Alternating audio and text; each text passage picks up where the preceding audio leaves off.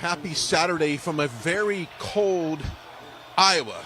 Brian Glenn, Vanessa Broussard, as we continue our coverage into Caucus 2024 from the great state of Iowa. And today, Vanessa, we find ourselves inside Whiskey River.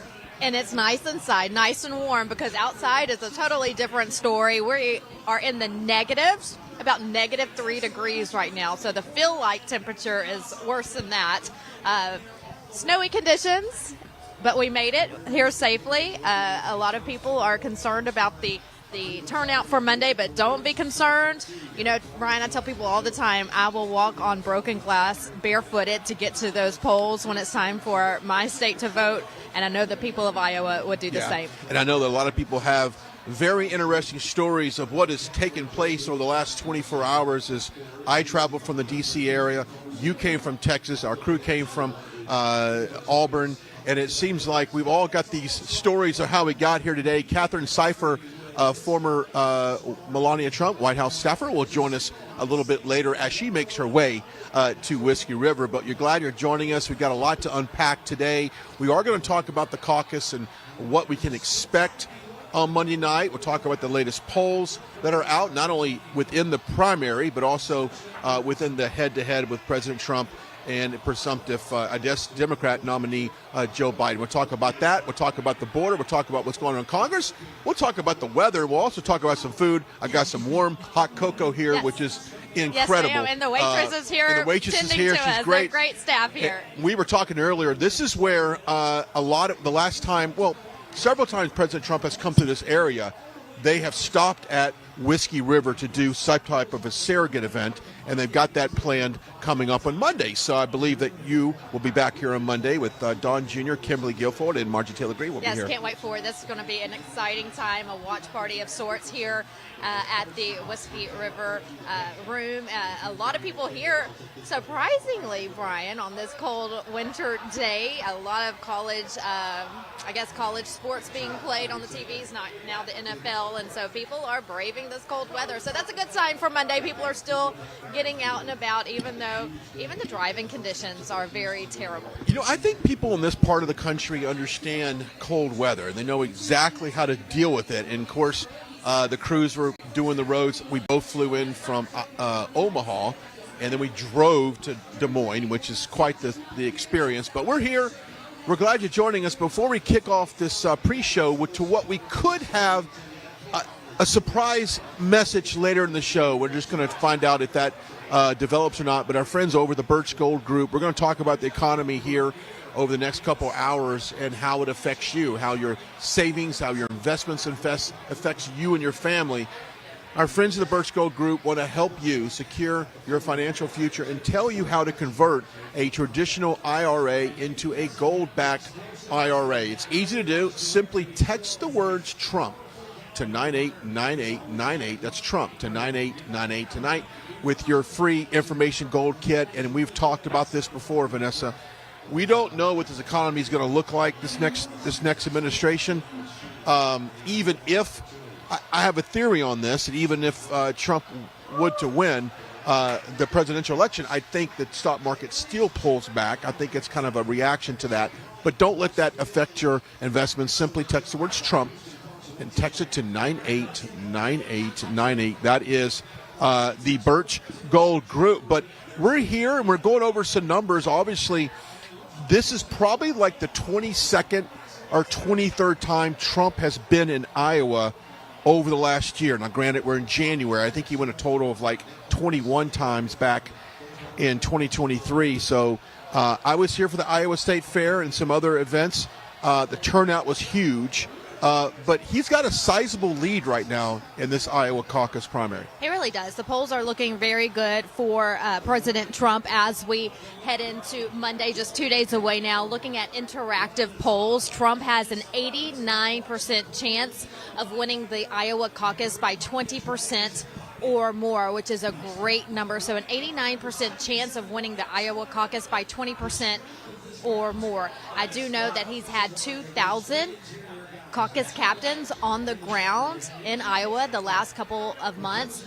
They have been training with the Trump team, the campaign staff, on what to do. They're really the eyes and ears on caucus night for the Trump team, and they're the voice for the president. And so it is their job as a caucus captain to be on the ground trying to get as many people out to caucus. I know their goal was 10 people each, so if you do the math there, 2,000 caucus captains times 10 at least, that's a good number of people who will be on the ground caucusing on Monday night. So the caucus captains have played an important role. The numbers are looking good. When it comes to the actual percentage points, according to interactive polls, Trump wins by a large margin there as well.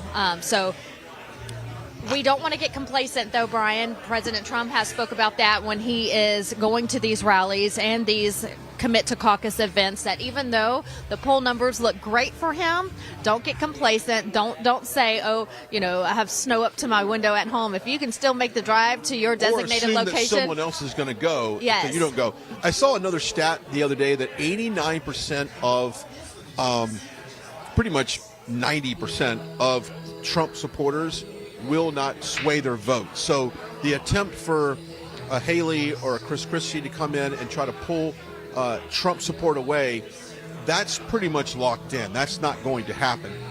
What the Trump team is hoping to happen, and what I think will happen, is people that were maybe in the Ramaswamy camp or maybe in the Christie camp, now that he's bowed out, they'll come over to the Trump team.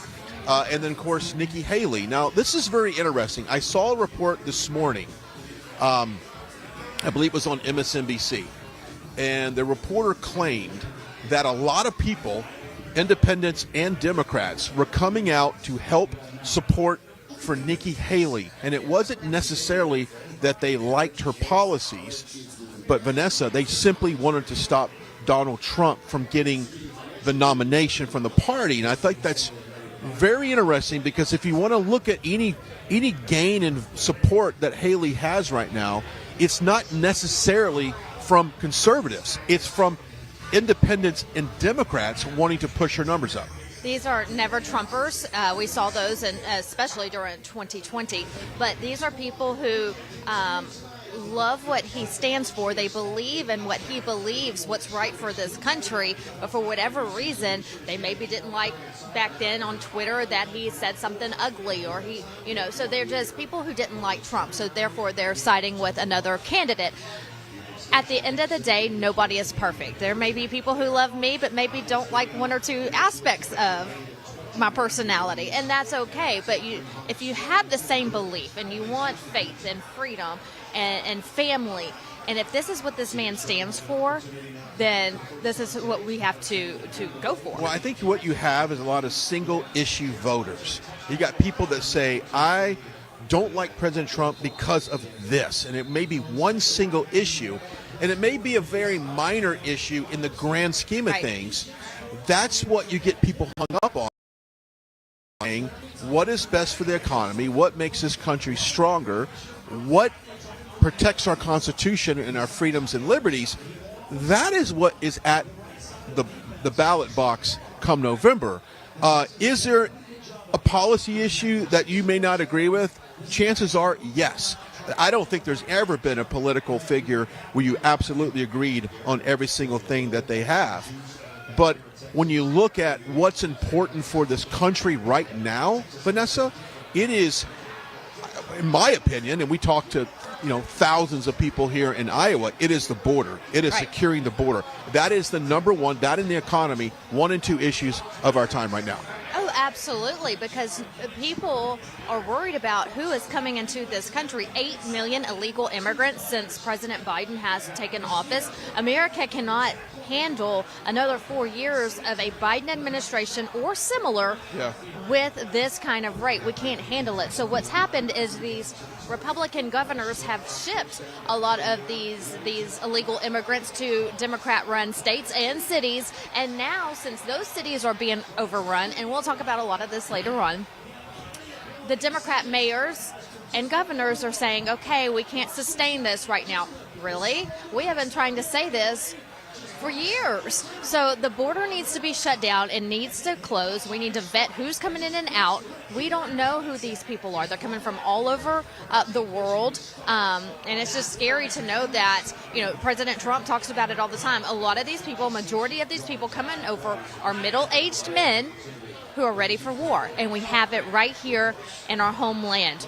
They're on the ground here. They're in your neighborhoods. They're in your cities. They're around your kids with fentanyl and God knows what else. We just don't know. And so it's very scary. And America has finally opened up and realized immigration is a huge problem. If you come into America to live the American dream, welcome, but do it the legal way. Yeah, and Vanessa, quite honestly, I'm tired of talking about the border. I'm tired of elected officials dragging the podium down to the border, doing a press conference, talking about how bad the border is and how bad things are in Eagle Pass and all up and down the Texas border. I'm sick of that crap. And I think what people want are results. And they know that a Trump administration, we had the right border policies and the right immigration policies that we were trying to reform. Do we need immigration reform? Absolutely. But what we don't need are more Republicans dragging out the podium, doing a press conference, getting with their Homeland Security, nice little vest and a nice little cap with the logos on it, telling us that we have a problem. We know we have a problem. These cities know we have a problem. And what we need is action, action, action. And we're going to get into this a little bit later, is no one's being held accountable for what's going on at our border right now. No one is being held accountable. And that is a big issue with Republican voters coming up. And so we can have some other candidates talk about being tough on the border, but we know exactly what President Trump did during his administration. This is no time for the warm-up act. We want people that have a proven track record of securing the border, and I am just sick and tired of Republicans going down there. And there's a bunch of people in Texas that love to get a podium at the border and hold that press conference. They sound all big and bad, but they're not doing anything. Now, we'll say Abbott has stepped up his game recently. Abbott sure has done a great job, so much so that the federal government, the feds, have come in and have, threatened a lawsuit against him and the state of Texas because they say it's unconstitutional the way Governor Abbott is trying to keep these illegal immigrants out of the state of Texas. So what does that tell you? That the feds are saying, oh, wait, we want them here. So here's a governor trying to come up with different ideas and ways to stop the illegal immigrants from crossing the river and crossing through the border. And so he's doing so the best he can, and the feds say that's unconstitutional, so we're going to sue you. So the fight is on. If you look over in California with Governor Newsom, what a slap in the face, Brian, to the residents of California when he's saying, okay, come on in, and when you're here, not only are we going to give you free housing and free food, we're going to take care of you and your families and give you free health care as well. So again, you have your hardworking people in California who are just trying to survive in crazy high rent prices, mortgage. Look at the property values in California. And so they're working, trying to pay for that $8, $9 gasoline, paying for their family's health care, but yet the illegal immigrants, Governor Newsom saying, come on in, you can come right here and we'll take care of you. That is a slap in the face to the people of California. California needs to wake up, and they need to vote that man out of office. Well, they're not going to do that. They're not. They're not going to do that because everything else he does for Democrats, a socialist agenda, is there. But to your point, it has to stop when people get directly affected to it. So in other words, we have kids in New York that are being vacated from their school so that immigrants can now live in their school. So now they're being, forced out to do their education somewhere else.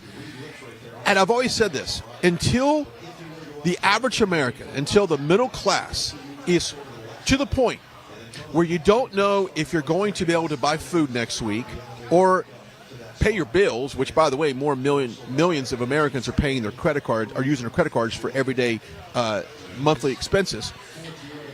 We haven't suffered enough for people to step up and do anything. We just haven't. We're a very spoiled economy. We're very spoiled. I said we have ocean privilege. We don't have white privilege.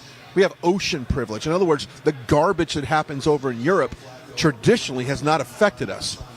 It's now here.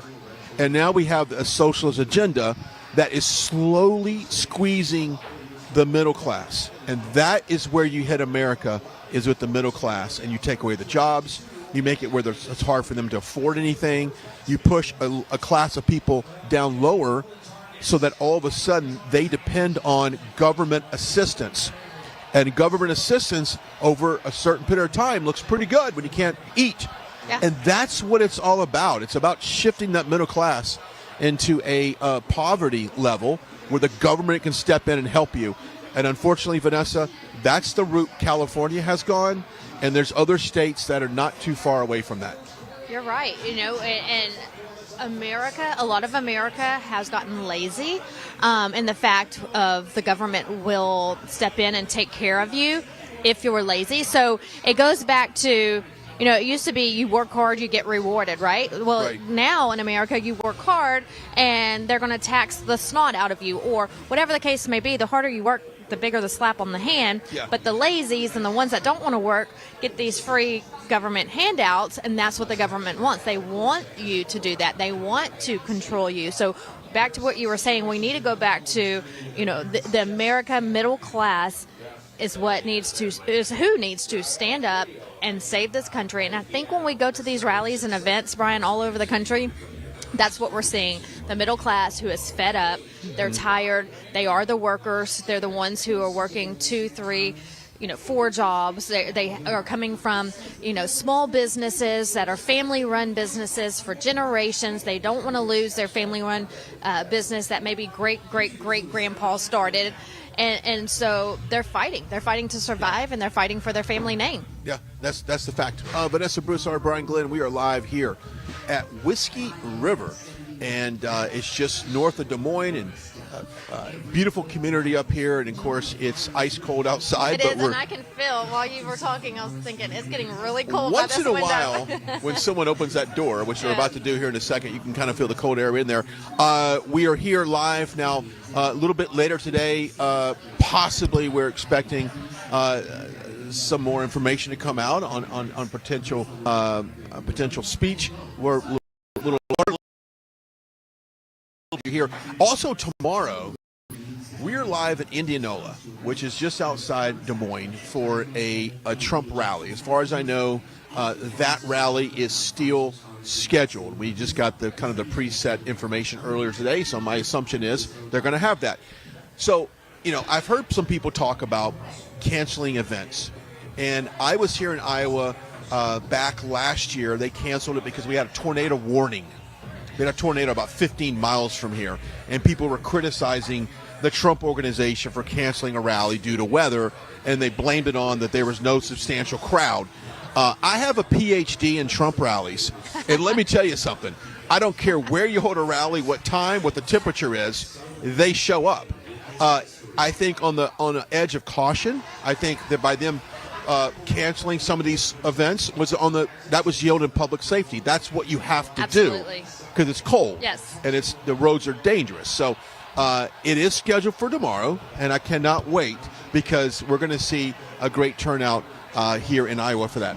And I'm not a meteorologist, but I've worked in mainstream media for most of my career, and there's a difference between a tornado watch and a tornado warning. A watch basically means just be on standby. This could be the case, but when there's a warning, that means shelter in place, hunker down, get out of the area. So whenever the Trump team makes these calls, it's because they're listening to the professionals, the people who do have PhDs, and they tell them we need to cancel, and so that's what they have to do.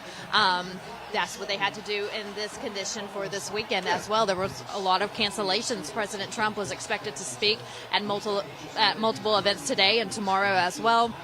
And so the Trump team is doing what they can with, I'm sure, the National Weather Service, local meteorologists, and trying to still reach out to the people and make sure that the people go out and caucus on Monday night, regardless of the blizzard. But at the same time, safety first, get to your location safely and back home safely.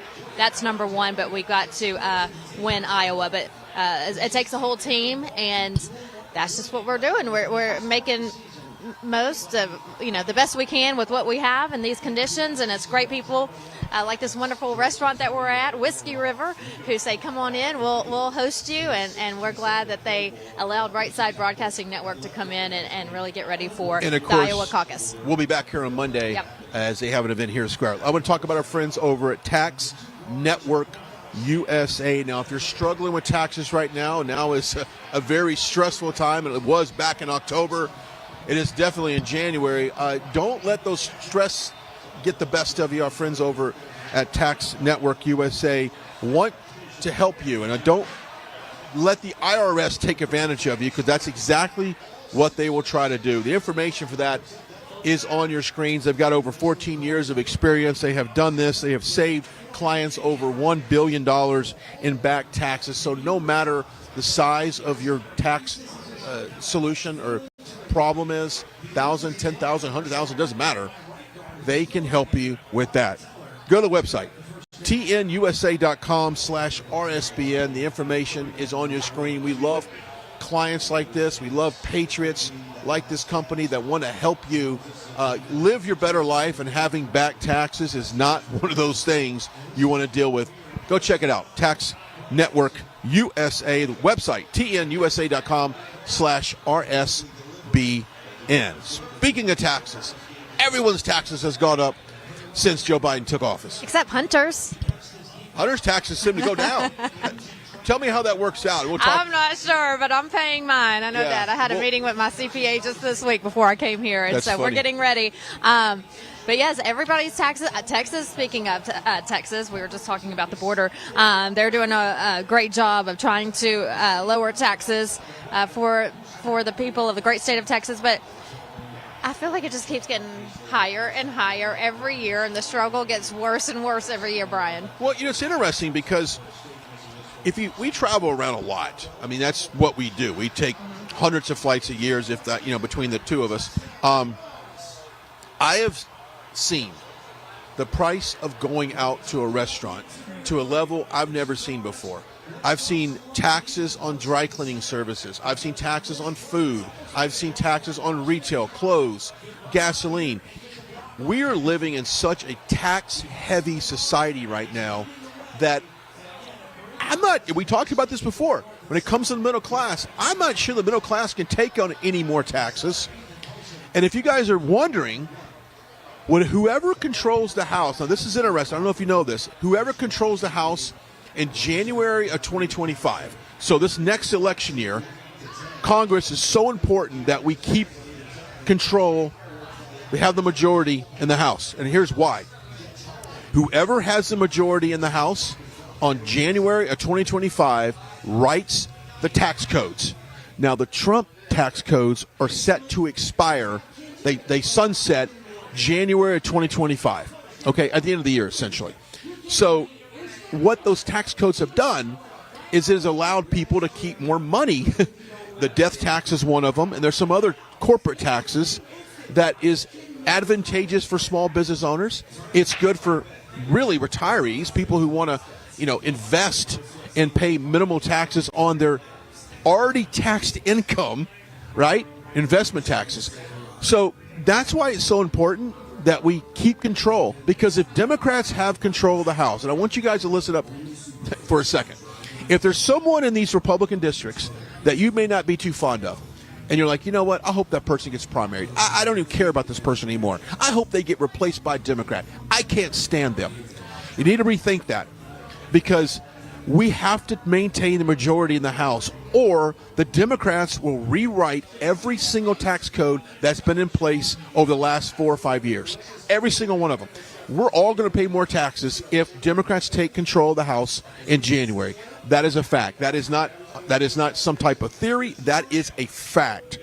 So it's so important that the November election for president is vital.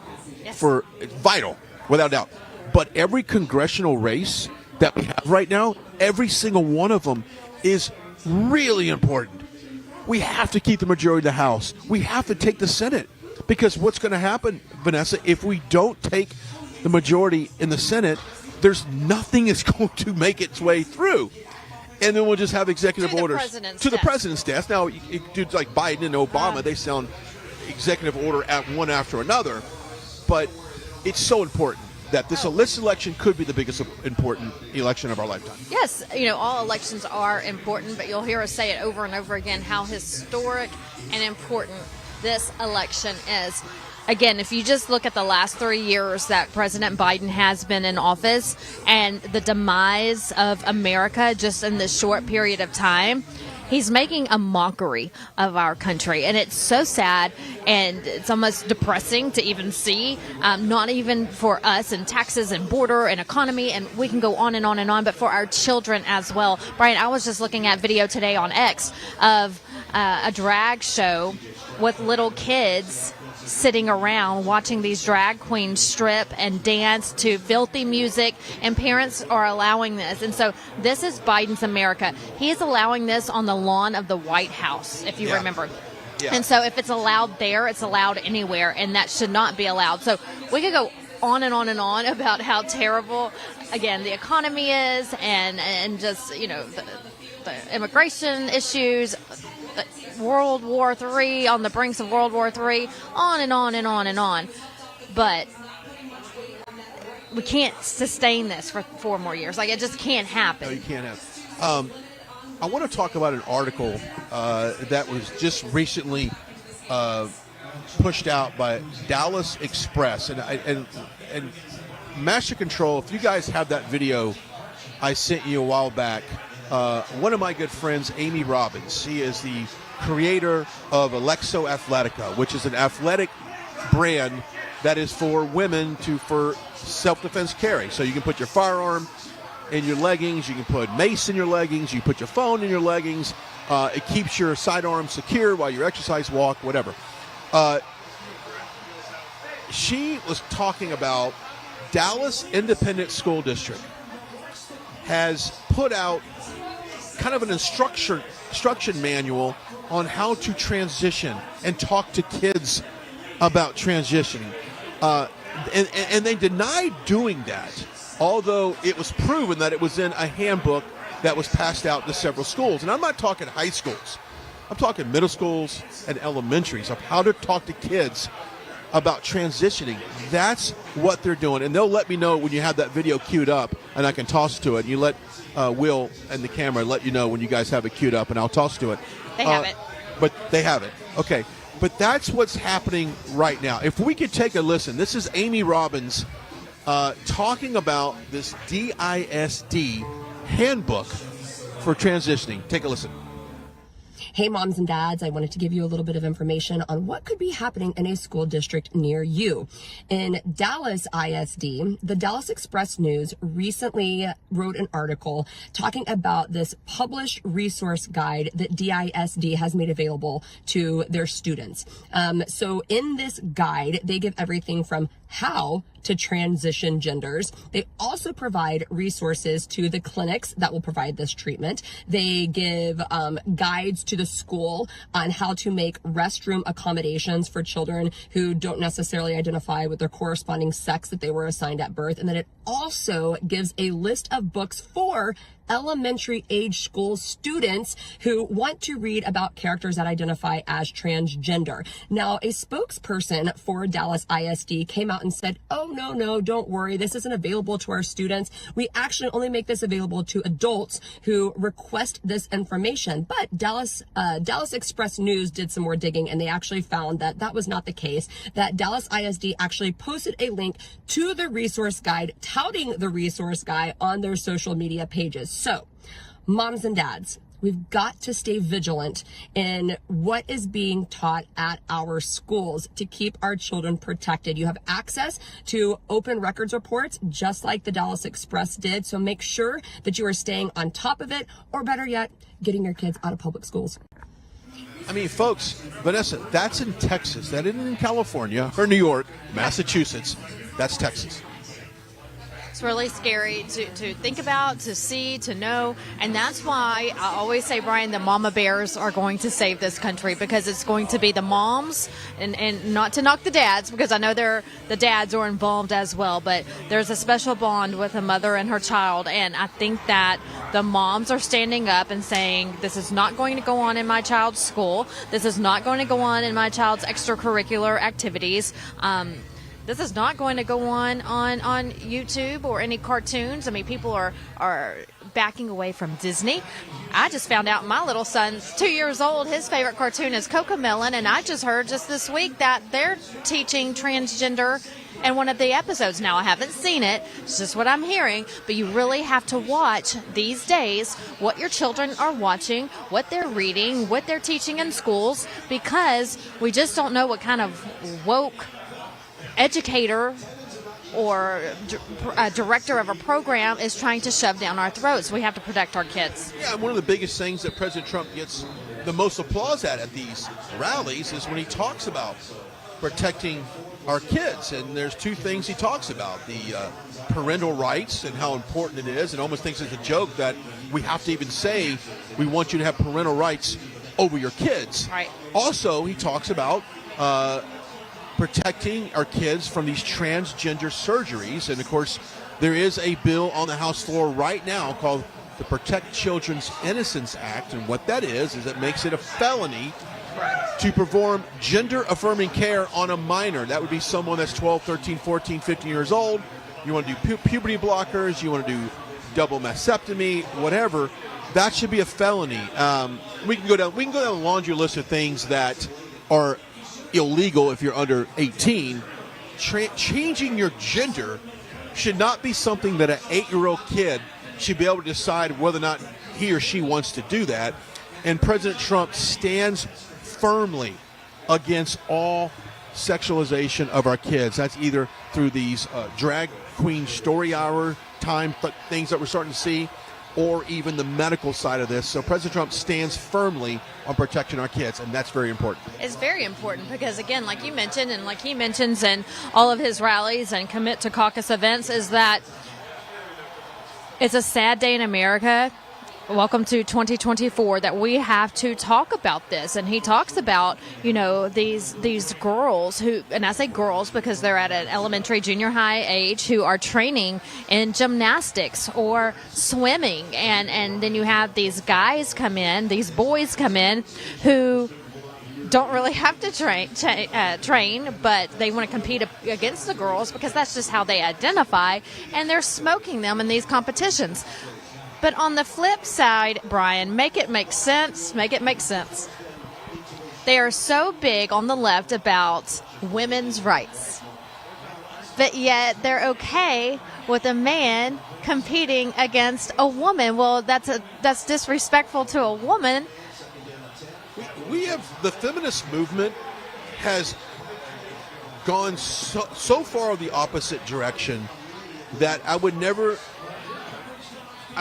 believe that a feminist would be for a man playing against women, and it doesn't even make sense. No. But that's where we're at. But you know what's funny? It's kind of like that school bus mentality where you've got someone driving the bus, and you have one person get on that identifies a certain way, and then the next person gets on, kind of goes under that umbrella of identifying they're a victim. Like they're all going to play their victimhood. It's the bus of victimhood. So if you've been a victim of something, then join the bus, get on the bus. That's almost what this is. These feminists cannot truly believe, they don't really believe this, but because everyone's in the same camp, they're on the same school bus, they're happy to go along for the ride, but they don't truly feel this. And I really mean that. It's funny, a lot of people will talk about Marjorie and they don't like her for whatever way. This is the leftists. This is people on the far left. But what they do say, and I thought this is very interesting, they do say, I like what you do for women. You stand up and you're a powerful voice for women. And that's really what a feminist is all about. It's all about protecting women's rights.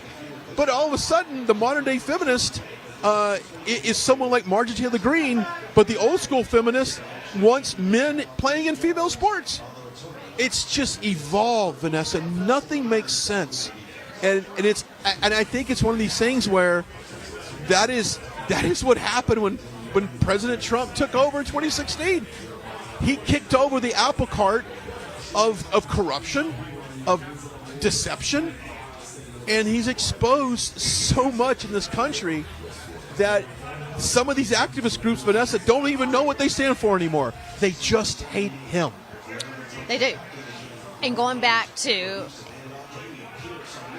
women and men and playing in the same sports, what about the same restrooms? You know, I went to New York City back when I loved New York City. Still love the city. Let me just preface by saying that. I think it's a wonderful city. Great things have happened there.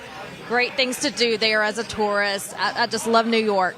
May not love who's running New York right now, but I love the city of New York. Well, anyways, I went 5 years ago.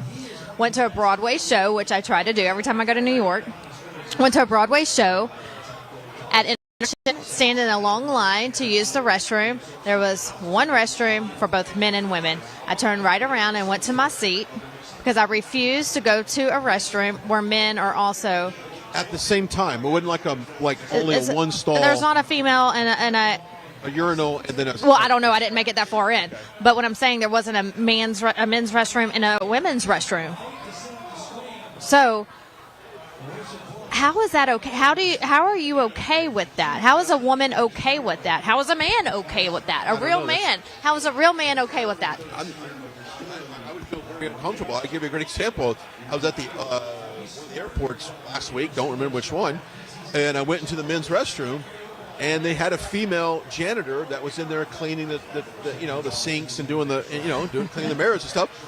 And I proceeded to keep going in there. Right. Even though I thought this is kind of odd. Yeah. I know that, I know that essentially she's not trying to, look or anything like that. It just felt odd. So to your point, I don't see how anybody's good with this. I really don't. You mean to tell me there's no male janitors at the airport that could clean the bathrooms? I don't know. I just felt kind of awkward that this young girl, probably in her 30s. I wouldn't want that job. I wouldn't want that. How uncomfortable for her to go in there. Very much so. I couldn't have been the only one that was a little uncomfortable. So kind of getting back to it, President Trump has just been so protecting our men, our sons, our daughters from this leftist attack and stuff like that. We have audio. We're good? We're good? All right. Making sure our audio doesn't come out. We're glad you're joining us. We're live at Whiskey River here in a beautiful Iowa. And, of course, we'll talk a little bit about the Iowa caucus and what isn't the takeaways from this. And I will say this. If you're new to Iowa, and there's a lot of people that are moved to this state because it is a very economic, thriving state. A lot of people move here for jobs, and the cost of living here compared to other places around the country is perfect, or better. I wouldn't say it's perfect. There's no perfect place, but it's better. If you want more information, you can go to ia.donaldjtrump.com. That's ia.donaldjtrump.com to get your caucus location. Now, what it happens is we always talk about Monday night at 7. Yes. Okay, but that's what time they close the doors. And I saw a great video by Don Jr. earlier saying, look, you got to get there by 6:30 because you cannot be late. It's 7 o'clock. On the dot. The door's shut. They don't let you come in at 7:10. Right. Okay, so make sure you're there early at 6:30. Find your caucus location and get there early. And then I don't know what to expect because the largest margin of victory right now in record is 12 points. Okay, I personally think we're going to see that completely blown out this time. That's assuming people show up based Correct. upon the polling that I've seen, based upon the attendance of events that Vanessa and I have gone to. I think this is going to be far more than 12 points. But it's important that people get out and caucus. Yes, don't let the weather deter you from not going, from staying indoors at your home. If you want to change in this country, it's very important to go out and caucus no matter the weather conditions. Of course, stay safe, safety first. But make sure you get out there. Bring your family with you if you don't want to drive alone in these conditions. But we are hoping that the turnout is still wonderful for Caucus night, that this weather and this blizzard and these hazardous, crazy driving conditions. But you know what? As a Texas girl, this is new to me, so I think that I am in a way, but driving from Omaha to Des Moines last night for 2 hours, I was not enjoying it. But yes, I'm enjoying it. But the people of Iowa are used to this weather, and so I'm hoping that it's not going to be a big issue as we're thinking. Yeah, I think they'll turn out, and you'll see that victory more than 12 points. Okay, so that's on Monday. We will be live Monday from the Trump War Room, so we'll be set up there. Then, of course, Vanessa will be at the watch party, yes, where everyone's going to be gathered. Surrogates, supporters, special VIP and guests will be there at the watch party. So we'll have Christina Bobb will join me for the War Room. So we'll talk about the X's and the O's, and when the results start to come in, we'll go over those. And we have great Election Day package that we're going to really kind of roll out the entire year to cover all of this. Because when we move from Iowa on the 15th, we shift all of our attention to New Hampshire. On the 16th. And that's where our Matthew Alvarez is standing by. Yeah, he'll be there. And then there's a lot of events really going up to the 23rd. 23rd is primary day in New Hampshire.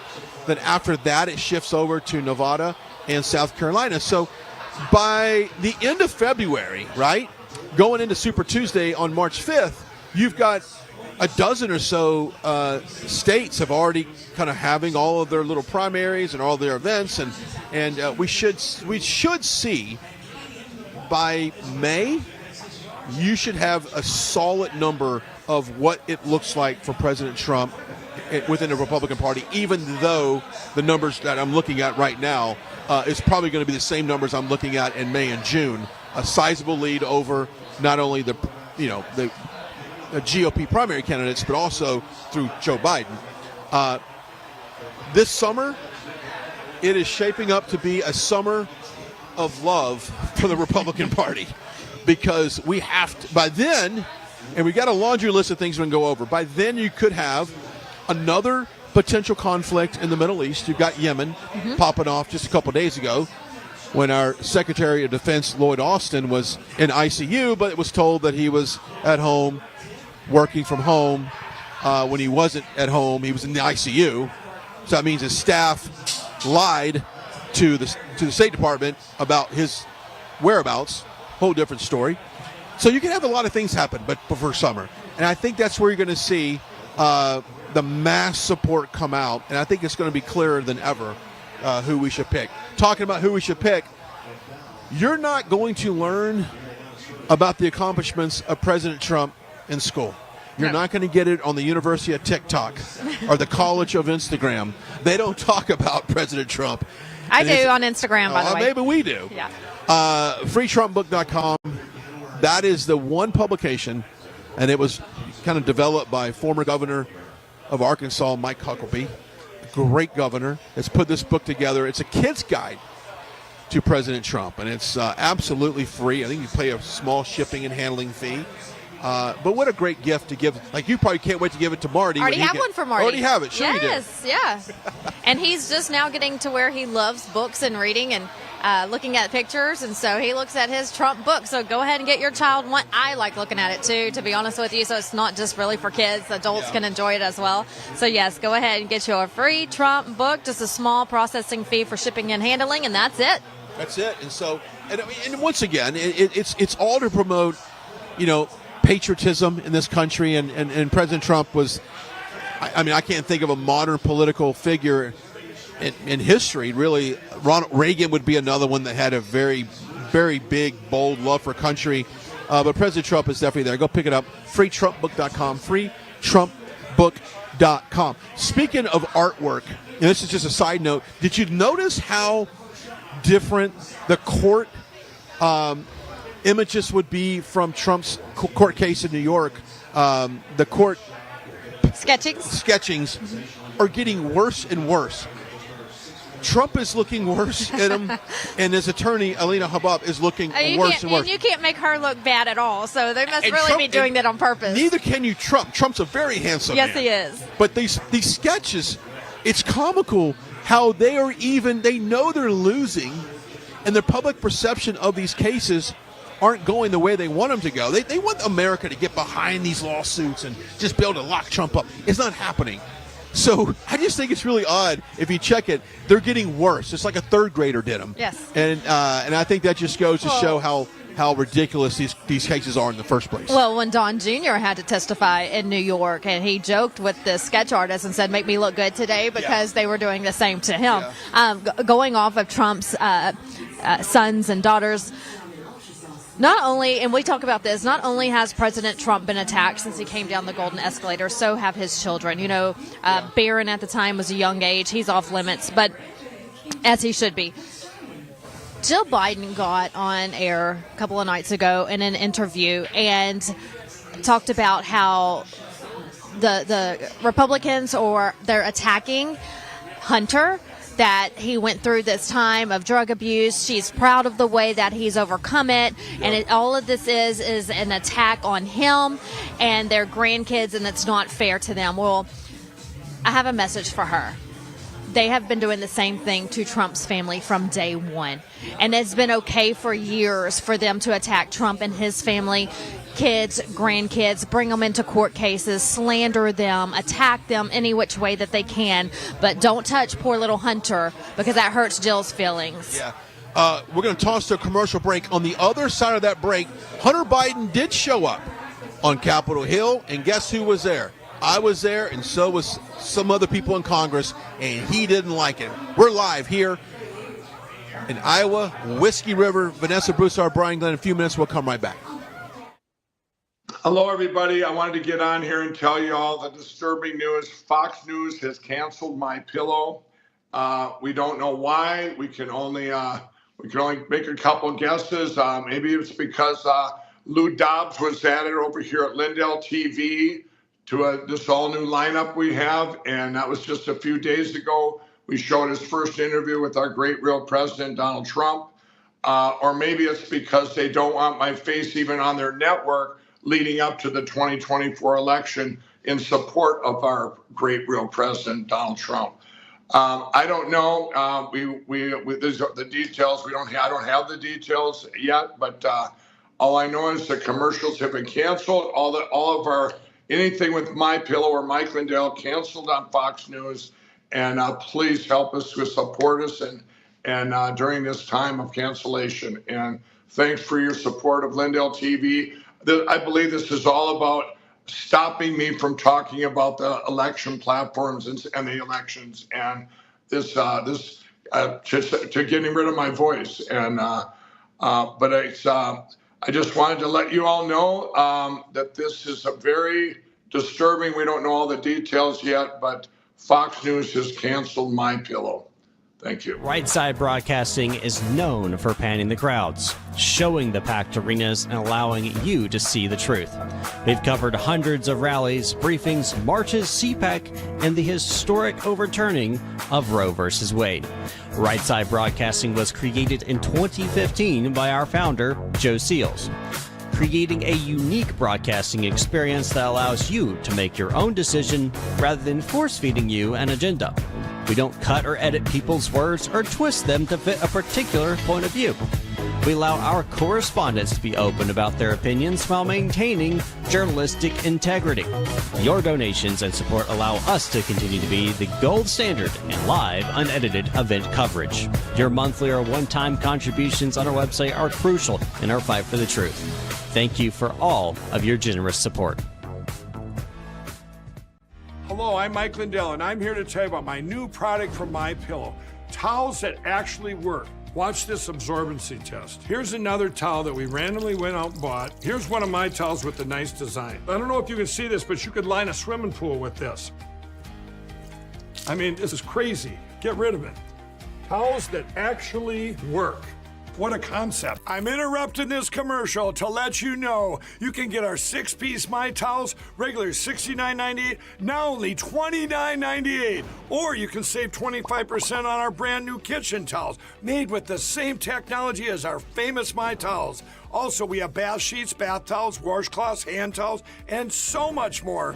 And the best part, with your promo code, your entire order ships absolutely free. So go to mypillow.com or call the number on your screen. Use that promo code to get deep discounts on all my towels. And for a limited time, your order ships absolutely free. What's up, guys? My name is Jaden Hurd, and I have a Christian show called Let It Be Heard, where we analyze culture and current events from a biblical perspective. I highly recommend you guys check us out. We now have episodes every Monday, Wednesday, and Friday. And basically, what happens is we react to videos, we have talking points, we have on guests, and it's very exciting. Come check us out on Rumble on the RSBN channel. God bless you guys.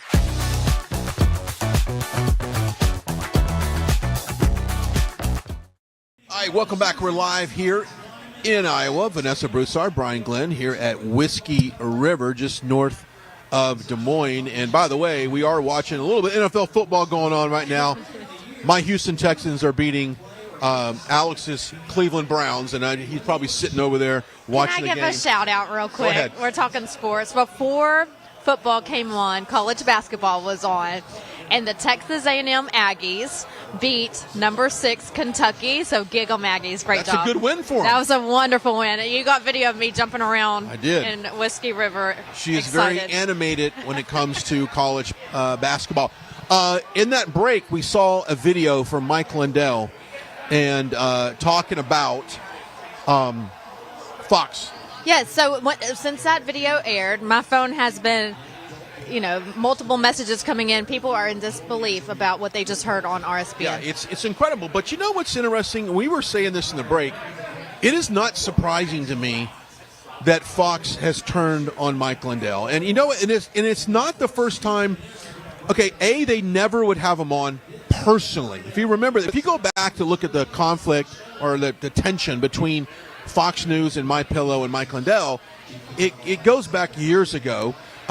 They didn't want him basically in the commercials themselves at one point. They just wanted product and a voiceover. They didn't want to physically have him in the commercial. And then they would never have him on any of the newscasts because he would always say, what about the machines? What about what about the election? What about the results? What about the discrepancies that we saw? So they prevented him from coming on. So does it surprise me that Fox News has completely just banned Mike Lindell? No, it doesn't. But what does surprise me is the amount of advertising that they're going to lose. And you know what? Think about this for a second. There's a lot of very conservative products that advertise on Fox News, and you can watch it during the day or at night. And I'm going to go ahead and say them. You got Relief Factor, you got Balance of Nature, you have there's a couple other supplements. It's all supplement based stuff. It would be so easy for these advertisers to say, "No, wait a minute. You've banned this guy, who's one of the greatest patriots and supporter of the America First movement. That's outside of politics. He's a businessman. He has no skin in the game other than he wants to grow his business. If more people would follow that and go, wait a minute, I'm going to proactively pull my advertising from them, then maybe they would realize they made a huge mistake by doing that with Mike Lindell. I don't necessarily think that's going to happen, but that's one way to fight back. It is. Pull your ad dollars. Pull them. And it's happened before. The more that we can get the word out that this has happened to Mike Lindell, the better, because people are with the movement of go woke, go broke, right? And so here's this man who has said at an event, multiple events, I just want our elections to be fair, regardless of the outcome, fair elections. And so why someone would pull that goes to, it makes you want to question their intent and their intentions, because why would you not want to support a man who wants election integrity? But going back to go woke, go broke in these companies, and as you were saying, pull your money from them. Same thing with Disney. Look how Disney has started declining, and their shares have gone down because parents aren't going to put up with it. They're not going to put up with these woke teachings to their children. I'm definitely not.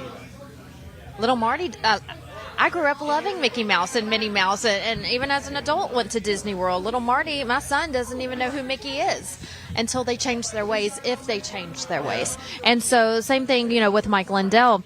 Here's a man who loves his country. He loves families and freedom and just wants secure elections, and they pulled him. Yeah, I remember when Mike Lindell first, after the election, he sent us a text message and said, I got to talk to you ASAP. And we'll go ahead and take that away. That was delicious. Thank you. Yes, if I can have some more water, too. See, this is what we do at Whiskey River. Yes, I wait on you. I got some hot cocoa and some water because it's 42 below zero outside. But he was the first person, Vanessa, to come back and say, look, I'm looking into this, I'm looking into that. And the fact that he's been shadow banned on social media, he's been financially banned from American Express, which basically cut his lines of credit. He's very open about that. This man fights for this country, and I think that we need more Mike Lindells in the business world. Now, I do want to talk for a second about DEI. We talked a little bit about DEI earlier, and when you said go woke, go broke. The S&P 500, and I saw a stat the other day that of all the hires in the S&P 500, thank you very much. Thank you. Appreciate it. Just some cocoa, please. Yeah, and usually give me some cocoa. That's fine. Yeah, just some cocoa. Thank you. It's cold. We got to get some cocoa. It is cold. The S&P 500, only 6% of the hires identified as white. So what we're seeing is a humongous swing in corporate America to not hire the best person at their job, but rather look at the gender and the ethnicity box and to look solely on that and not the actual qualifications to the job. And that's why we are having such huge problems in Wall Street, the financial markets, corporate turnovers. I've got a very good friend that is in the financial markets, and he says, Brian, let me tell you something. We are not hiring the best people.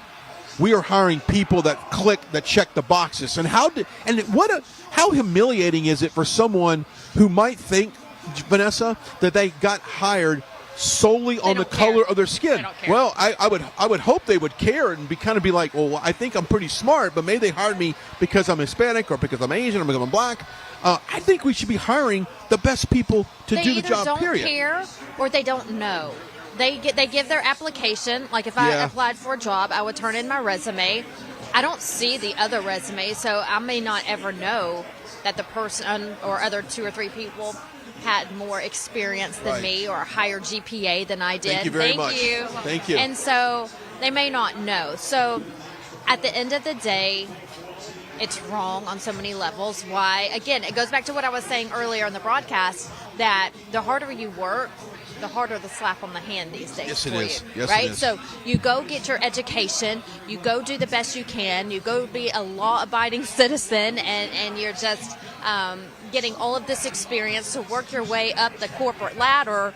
But corporate organizations these days are saying, oh, we're going to stop you at the ladder right here because there's someone of a different race who we have to make sure that we have a certain percentage, instead of that's the qualifying man or woman for the job. And what's interesting is I always like to say this, I wouldn't care if the president of the United States until the next 100 years, I don't care what race they are, I don't care what gender they are.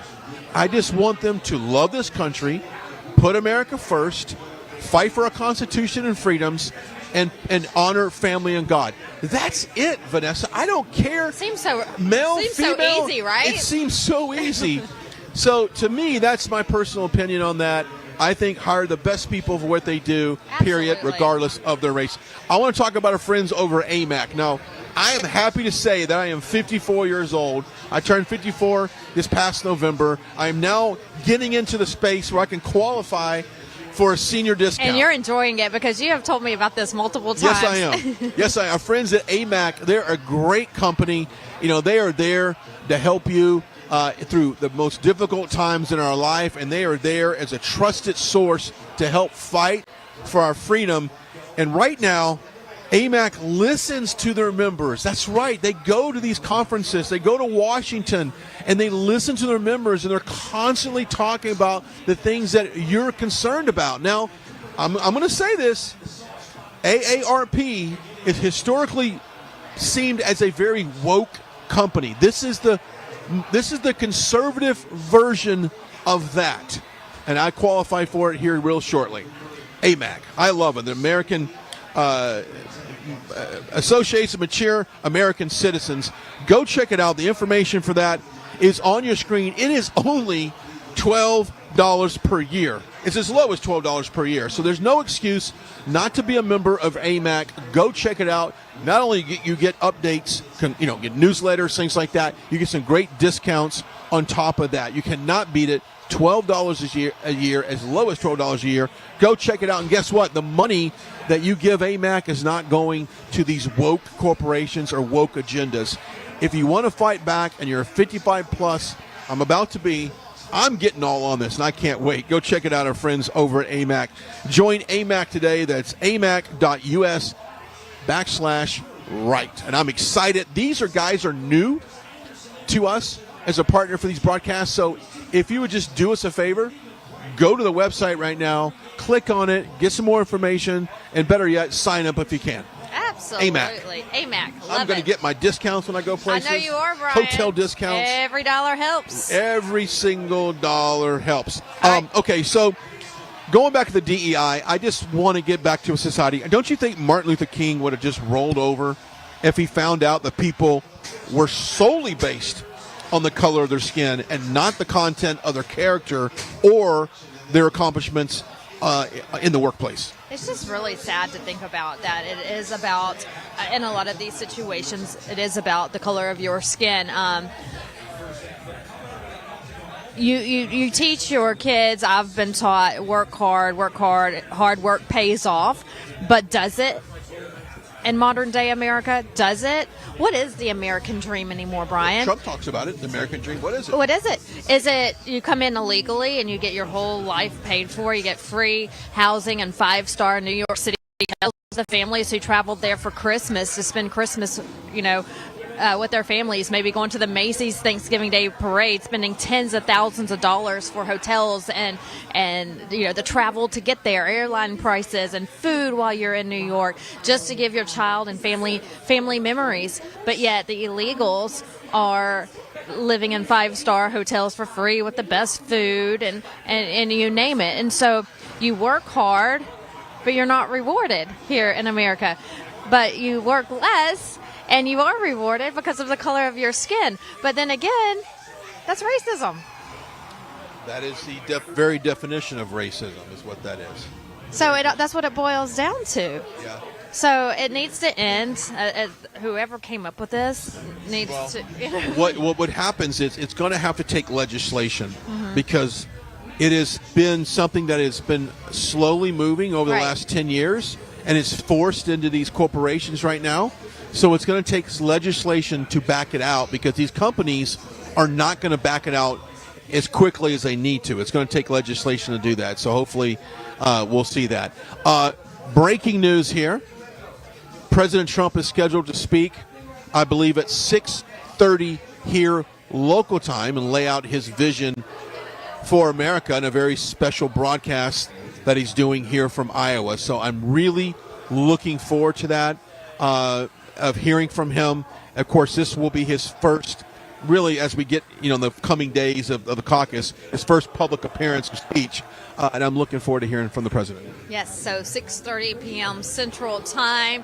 I saw on X earlier when we were on our way here to Whiskey River that his plane was leaving on his way to Iowa, and so he'll be here. Of course, unfortunately, a lot of the plans that were in place have been canceled, or we're just moving around. It's a lot of moving parts, so make sure you're following Right Side Broadcasting Network this weekend and also into Monday night as we're just going minute by minute at this point and trying to do the best we can. Nothing wrong with that. It keeps us on our toes. That's the news industry. It's funny. I was talking to a friend earlier about, the next couple of days and how the weather is a factor and we might have to shift some things over.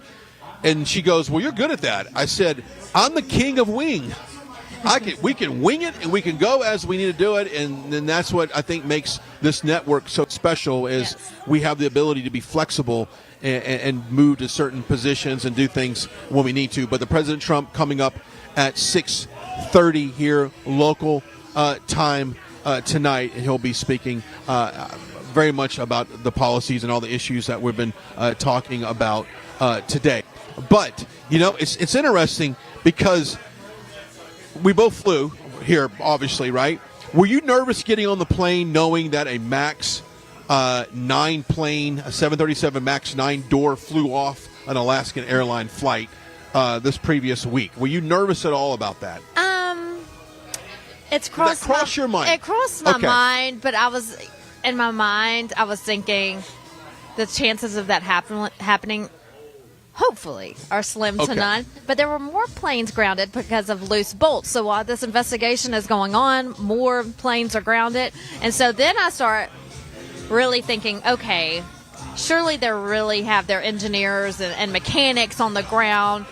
Hopefully they do that all the time regardless, but hopefully they're really, really watching now. But I just can't imagine. And I always like to sit by the window, Brian. Okay, well, I like my window seat. This is my point, which, by the way, they're playing Macho Man here. It's very much a Trump pro place here.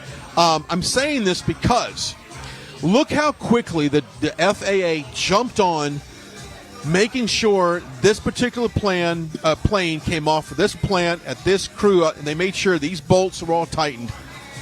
But yet our border has been wide open, and the government agency responsible for our border has still not solved that problem. So props to the FAA for coming out and saying, look, we have to identify this plane. We have to make sure that this problem does not happen again.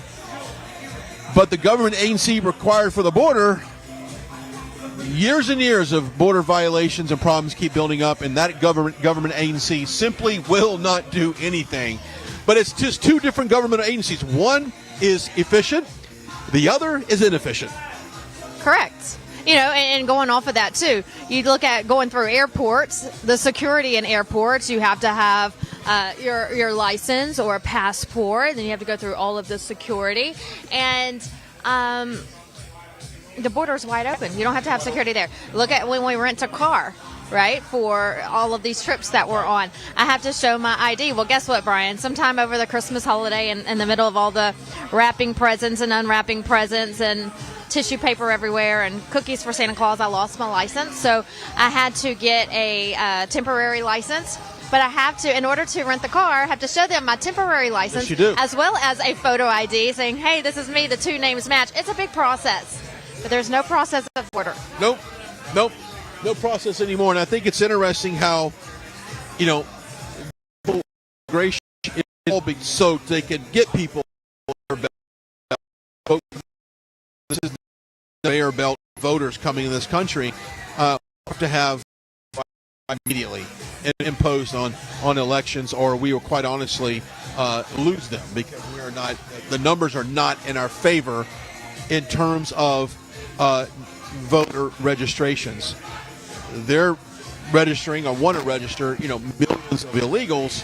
Well, we don't have millions of conservatives coming out and doing voter registration. So that's a bit lopsided there. Okay, we talked about he made an appearance in the contempt of Congress hearing, special hearing that was going on. This was called a markup. And what a markup is they review the contempt of Congress and they cross-examine. You got the minority, the Democrats, you got the majority, Republican, and they basically have a debate on what's going on. Okay, well, 17 minutes into that, in walks Hunter Biden. Now, I had gotten a heads up at about 9:35 that he was going to be there at 9:40.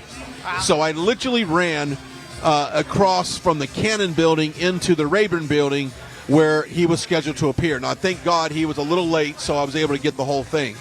But Hunter Biden shows up with his attorney and and people don't know this, he is shooting some type of documentary or movie. So he had kind of a film crew with him. This was nothing more than a publicity stunt. That's all this was a publicity stunt. And you know what? I got to be honest with you.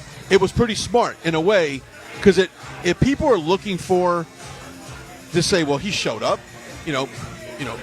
Hunter Biden showed up to his court, to his contempt. That wasn't scheduled for him. That was a markup.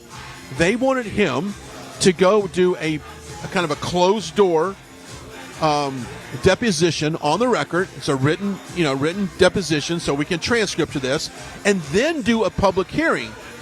But Hunter didn't want to do the deposition. He wanted to go straight to the public hearing, and that's not how it works. You know this, and I know this, and I know that Don Jr. knows this, Eric Trump knows this, and really anybody associated with the Trump family knows this. They've been in deposition for hours, 7, 8, 9-hour depositions, closed doors, and those transcripts were released, and then they would go into a public hearing. That didn't happen this time with Hunter Biden, but yet Hunter Biden wanted the public perception that he showed up, and Republicans, quite honestly, didn't want to ask him questions. That's wrong. They would have asked him questions if he would have stayed there long enough, but he didn't. He ran as soon as Marjorie Taylor Greene started her first opening statement. His team gets up, and they walk out. Hunter Biden believes that he's above the law. He's doing this as a mockery toward our country, our government, America, its citizens, because if any American citizen had pulled what Hunter Biden has pulled, they would be in jail already. They'd have charges against them. They would be thoroughly investigated. Hunter Biden pulls these political stunts because he can, and he knows that he can. And so until someone, a body in government, goes after him as he should be, then he's going to continue doing these PR stunts, because the Biden crime family has gotten away with so much because they can. And they're laughing at the American people. They're laughing at the government, saying, look, I'm above you. Yeah. And they keep on daily, because nothing's being done. It would have been great if the sergeant in arms would have came up there and been cuffs and hauled him away. But the look of that is not the best, because then it looks like Republicans are locking up justly. I mean, you look at what the average, I'm glad they didn't do that. But what it did do is showed what a coward Hunter Biden is. And when he comes across someone that will fillet him with the questions and hold him accountable, that's when he ran. He didn't run on anybody else except for her. And I think that it kind of shows you what kind of threat the left thinks of Marjorie Taylor Greene when it comes to questioning them. And we'll see Hunter back again. I'm sure we'll see him in a deposition, and hopefully we'll see him in a public hearing. The public hearings will be all of that. I think it's going to be I want him to be treated the same way that the people in the Trump family were treated. Yeah. I want you to sit privately and answer these questions for hours, just like the Trump kids did. Right. I want you to sit publicly where we can hear the questions and your answers as well. But if it's done for one family, it needs to be done for the other family. If it's done for the everyday American who pulled what Hunter and his father have pulled, then they should be held accountable, just like all of us. Yeah. The rule of law does not change for the Hunter Biden, Joe Biden so I family. saw Captain Cypher come in here. Let's get her. She can swing around this way. I'll be in the middle when she comes over here. Let's talk about our friends over at MyPillow. We talk about Mike Lindell. We talk about what he has done for this country. MyPillow has got an amazing company. I have been there on the production floor. I've seen how they've made many of those products, and they are extending a very special offer right now. Go to mypillow.com/RSBN to receive a discount. And we used to say up to 66% off. Now that percentage is much higher. They've even got some clearance specials as well. Go to mypillow.com/RSBN. We just talked about the great Mike Lindell about 20 minutes ago about being canceled from Fox News. Just the latest cancellation for Mike Lindell. Go to mypillow.com/RSBN.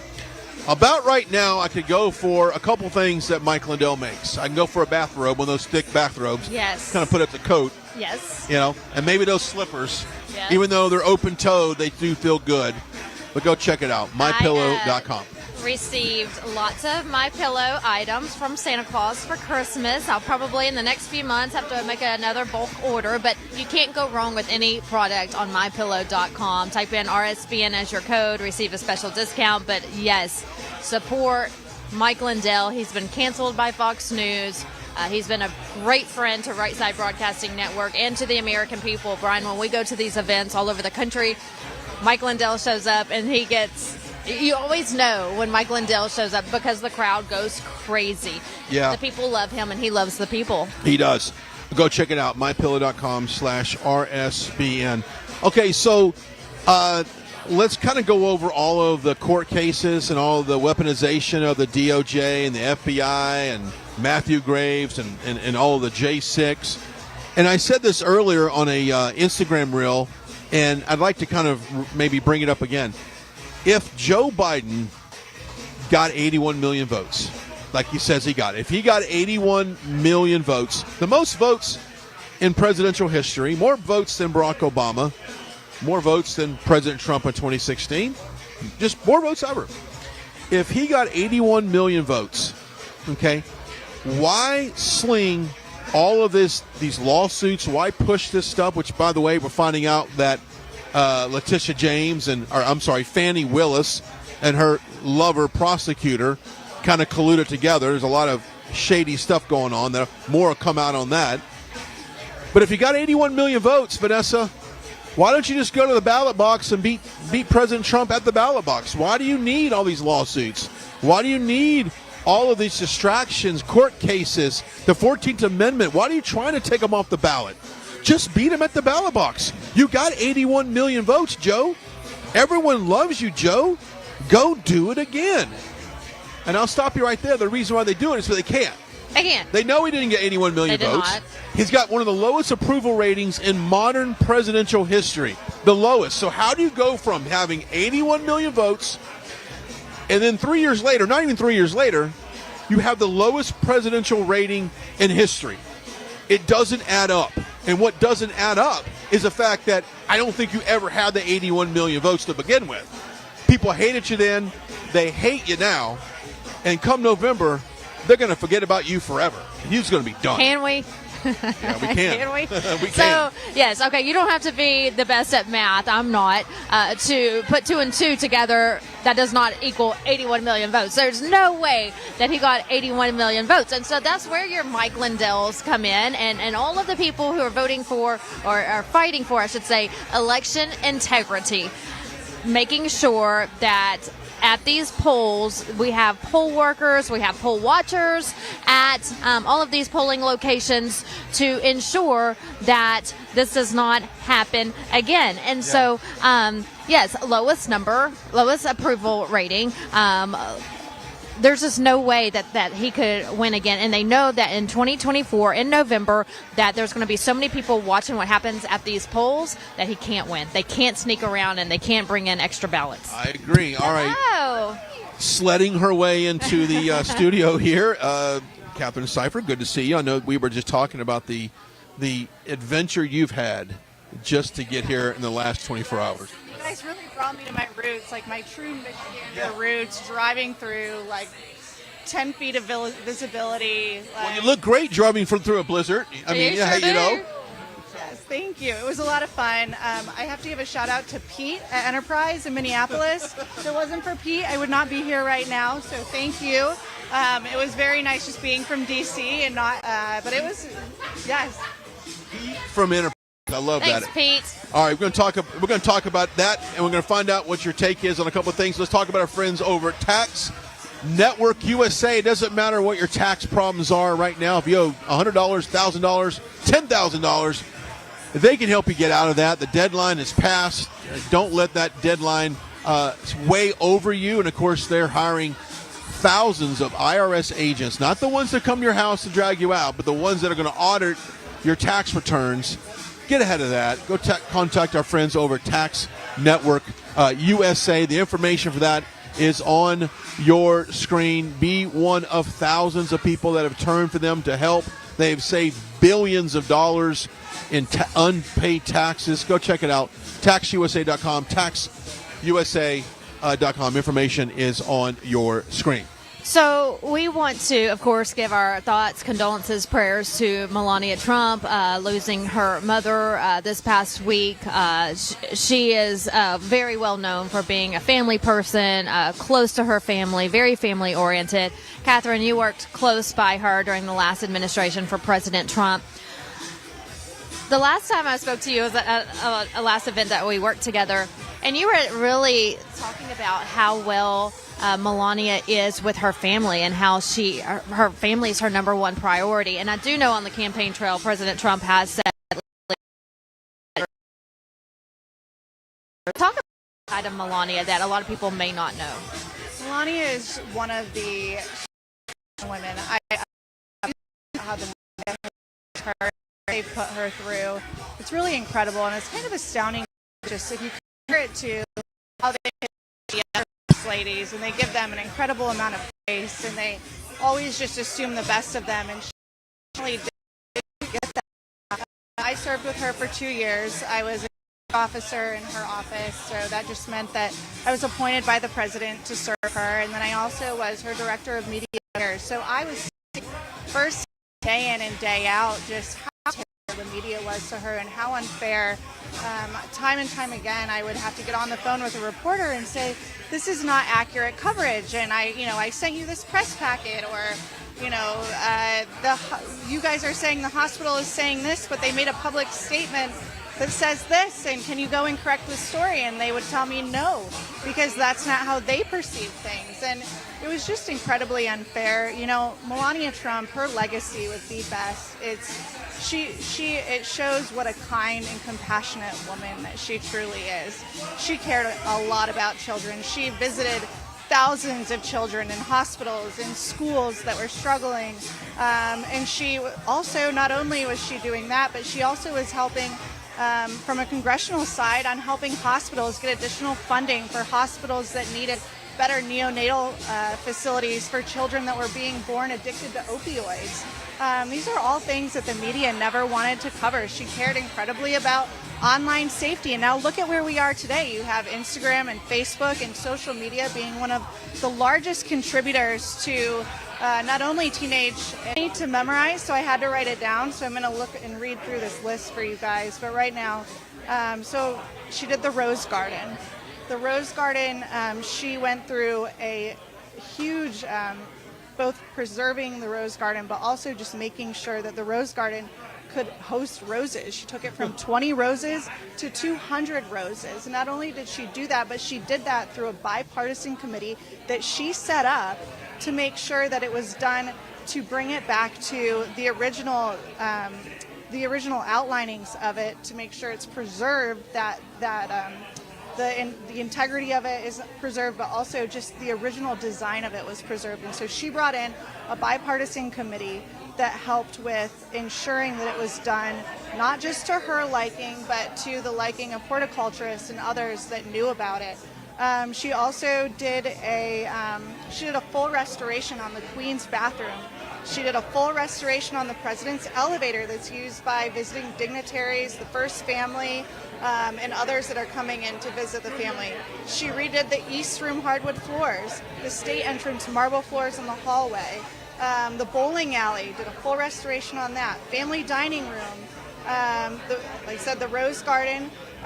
Then she also did a full refurbishment of the Children's Garden on the outside of the White House, and then also she redid the tennis pavilion. And all of these things she did not for selfish reasons, and I don't think that you guys probably even heard that she ever did all of those things. The media never covers it. They never covered it.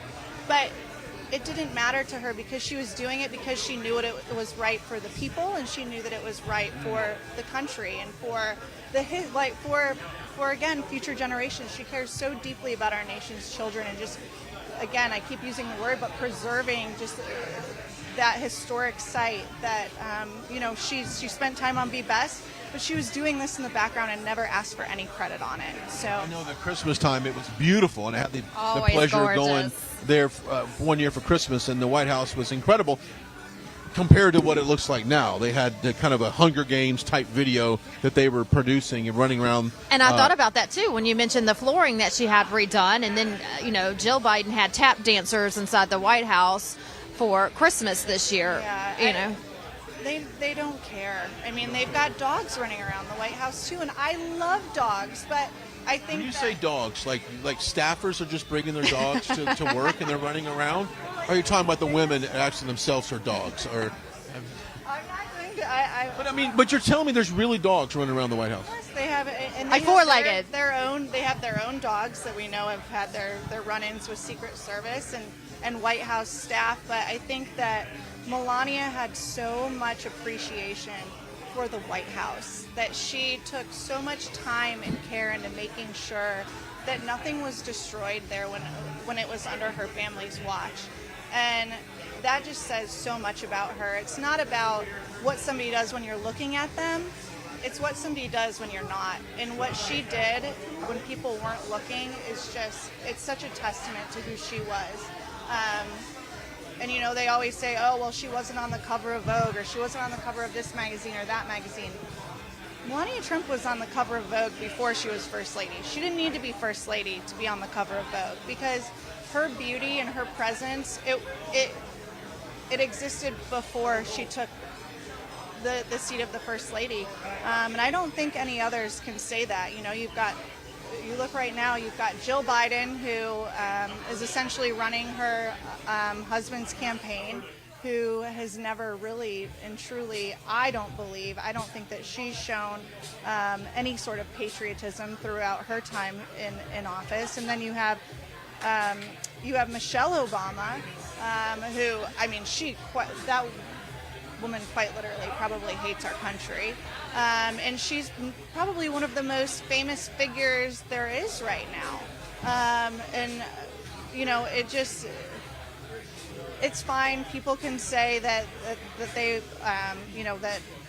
they got the cover of this magazine or that magazine, or they achieved this or that. But Melania, like I said, what she did behind closed doors, what I saw her do, that speaks so much to her and how much she cares about this country. So. Well, very well said. And we can go an hour. Yes, Melania is wonderful. My and again, goodness. our thoughts and prayers to her, the Trump family, and of course, during this difficult time as she mourns the loss of her mother. Yeah.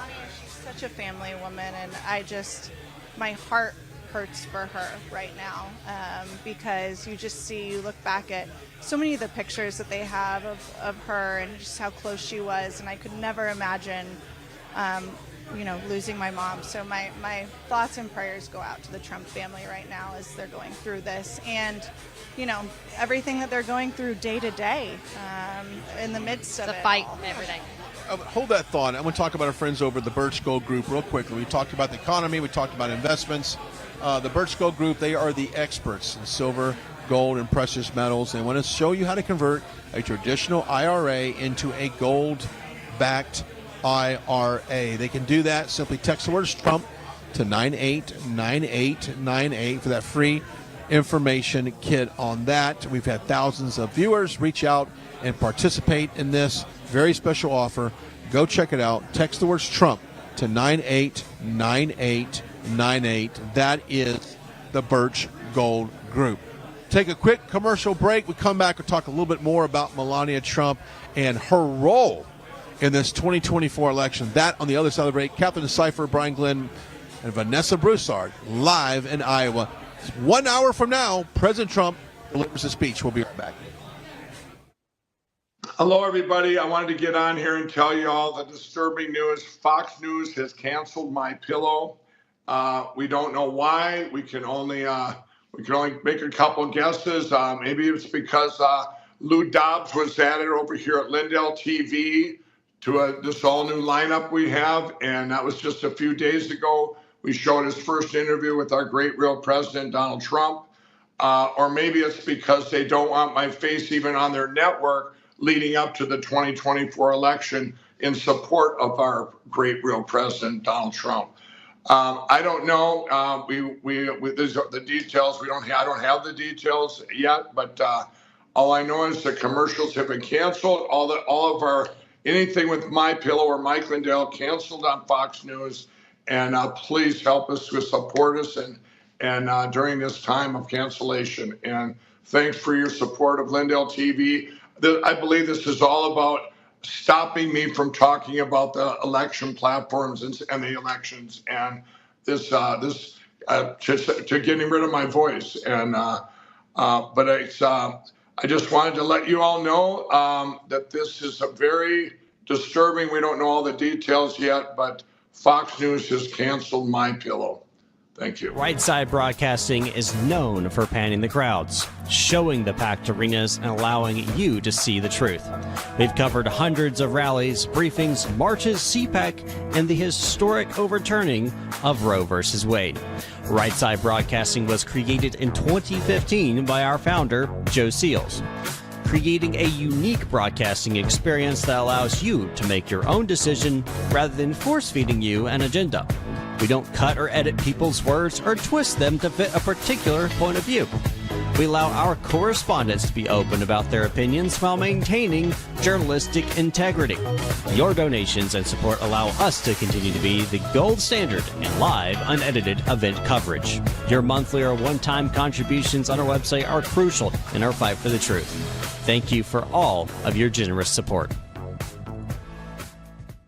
Hello, I'm Mike Lindell, and I'm here to tell you about my new product from My Pillow, towels that actually work. Watch this absorbency test. Here's another towel that we randomly went out and bought. Here's one of my towels with the nice design. I don't know if you can see this, but you could line a swimming pool with this.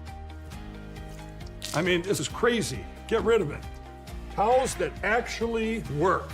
What a concept. I'm interrupting this commercial to let you know you can get our 6-piece My Towels, regular $69.98, now only $29.98. Or you can save 25% on our brand new kitchen towels, made with the same technology as our famous My Towels.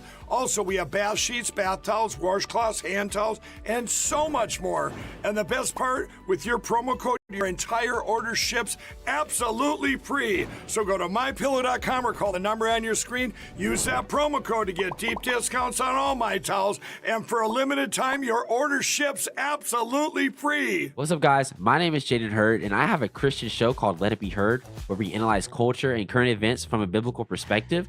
I highly recommend you guys check us out. We now have episodes every Monday, Wednesday, and Friday.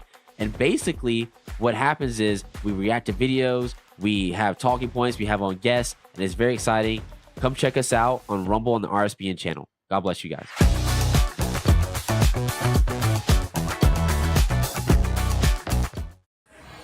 Hi, welcome back. We are live here. Vanessa Broussard, Brian Glenn, and Catherine Cipher joining you from a very cold Whiskey River. Now, granted, I just checked the temperature. You want to guess what it is outside right now? All right. I'm going to say -2. -9. I thought you said -35. No, that was a wind chill. The wind chill's -35, so it is absolutely awful. President Trump is scheduled to speak at 6:30 here local time, Central Time. Deliver a speech for his vision for America. We'll have that sent to you live when that happens. We'll break from here and go to that. Then tomorrow, all three of us, thank God this is inside, but we're in Indianola, Iowa, where President Trump is holding us rally. I think his speech is around 12 or 1 o'clock. We'll check that out. We'll be there live. Thank God it's inside. But anyway, we'll be there as well. So it's all things Iowa as we move up to the caucus this Monday. Be there at 7 o'clock. Get there early. Be there at 6:30, I guess you say. 7 o'clock caucus. We were talking about Melania Trump, First Lady. I remember the first time I saw her on the campaign trail. It was like, Melania, she's on stage. I loved it. I don't like when the media criticizes her for not being there with them right now. There's reasons for that. And I think the campaign season is so long. But when do you think we can expect to see Melania out there with them? Because you know she supports them, obviously. It's not that because she's not there doesn't mean she doesn't support them. She's a mom. She's doing mom things. Yep, exactly. And Melania Trump knows when it's time for Melania Trump to get out there. And, that's between her and her team and her husband, obviously. But she's so supportive of him, and we've seen that throughout the past 4 years, but also while they were in the White House. Their relationship is just so real, and it's so private to them, which is how it should be. And I think that when she's ready, she will make that jump. But as we've said, and we said right before the break, you know, she's got her family that she's with right now, and that's where she should be. And then, you know, we'll see what's to come. But I think that her 4 years in the White House with Be Best and what she had laid out, I think that we all kind of know and see where her heart is in fostering the future. Her project that she's been working on since she left the White House, she's involved. She's only going to continue to be involved, and we'll see what happens. Yeah. Have you had a chance to see her yet? I have not seen Melania yet. It's stunning. I think I've seen every other Trump family member, but not Melania. Yeah, she's just one of the kindest, most welcoming people, and just stunning. She's absolutely stunning. Supermodel. So, Last time I saw her was a year ago this time at New Year's Eve at Mar-a-Lago. She walked out with the president. He stopped and took about a couple questions, about 2 minutes total, to the media, and she stood right there, and she is the epitome of class. And when the left drags out this laundry list of dogs that they claim are the poster or examples for young girls, and we could go down the list of social media and celebrities in the music industry and Hollywood that are the worst role models for girls. I just think it's such a disservice to her why they haven't praised her for just being the great human that she is and all the things that she does. Take the politics out of it, the humanitarian stuff she does. But it's not just that. She is the epitome of the American dream. Where's the coverage on that? She's somebody that, you know, came to the United States with dreams and hopes, with architecture, design, and she ended up becoming a citizen through her time here. And that story, especially when we, you know, are living in a time that we do, and, you know, our borders are wide open, and you think about people coming across this country illegally. Why don't we talk about the positive stories of the people that come here legally with a dream to not only better themselves, but be a part of this great country that we all live in? That is the kind of positive thing that should be highlighted, and encourage people to do it the right way, and give them something to look forward to when they do it the right way.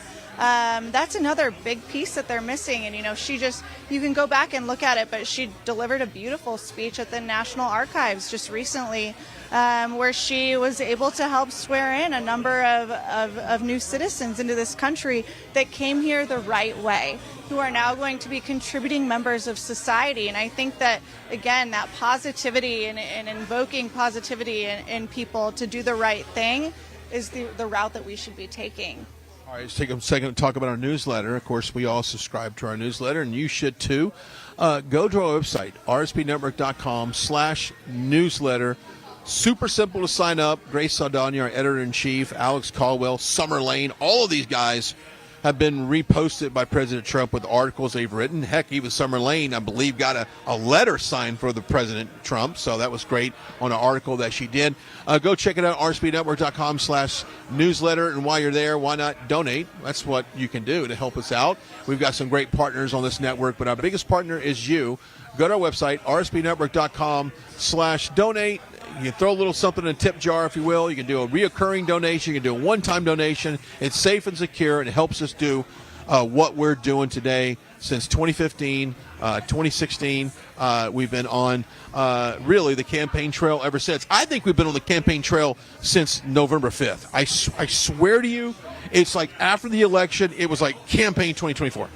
I felt like I haven't even budged from this. What I love about your newsletter is you guys give fair coverage. You give complete coverage, and you give fair coverage, and you also cover Melania. I've noticed that. I like that. I've been requesting a one-on-one sit-down with Melania. And Catherine, make it happen, Catherine, make it happen. I'm talking about, like, let's blow the... I know it's not up to you, but let's blow the lid open on all of the things, on the misconceptions of the former First Lady. Let's just make it be the greatest, like, profile piece she's ever had. She deserves it. She deserves it. And she's not afraid of the media. I mean, look at, she did sit downs with ABC when she was in office, and a number of others. But then you watch right now the current first lady. She sits down with Mika and has a real hard-hitting interview about, oh, feel bad for my son, feel bad for Hunter. Correct. Look at how bad he's treated, and they've got to make sure that when they're sitting down with folks, they're sitting down with those their mouthpieces. I think you guys just heard probably that Joe Biden had a by invite only meeting with members of the press, because they're his campaign mouthpieces going into the campaign. This was just recently? Yes, just recently in Delaware.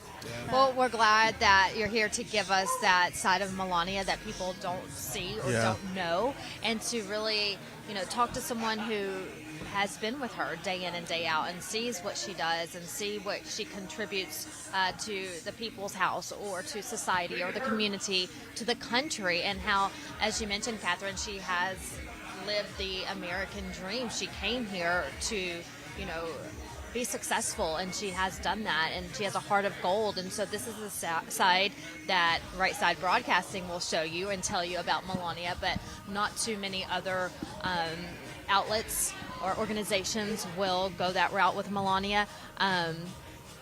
Very classy, dignified, beautiful, gorgeous, and so there's so many positives about Melania, and we just, we're thankful for her, and hopefully you'll get that one-on-one, Brian. Yeah, who knows?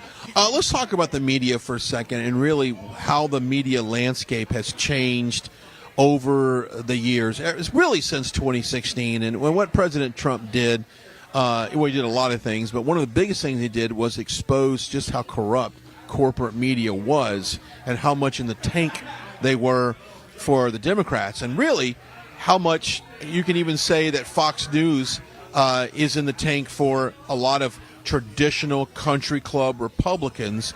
Anyone outside of the name President Donald J. Trump, they are very much into that mainstream, that traditional Republican, and you see it in the reporting. Now you've got some people on Fox, and notably, I guess, you were Tucker Carlson, formerly of Fox, that has been more of the anti-establishment, person.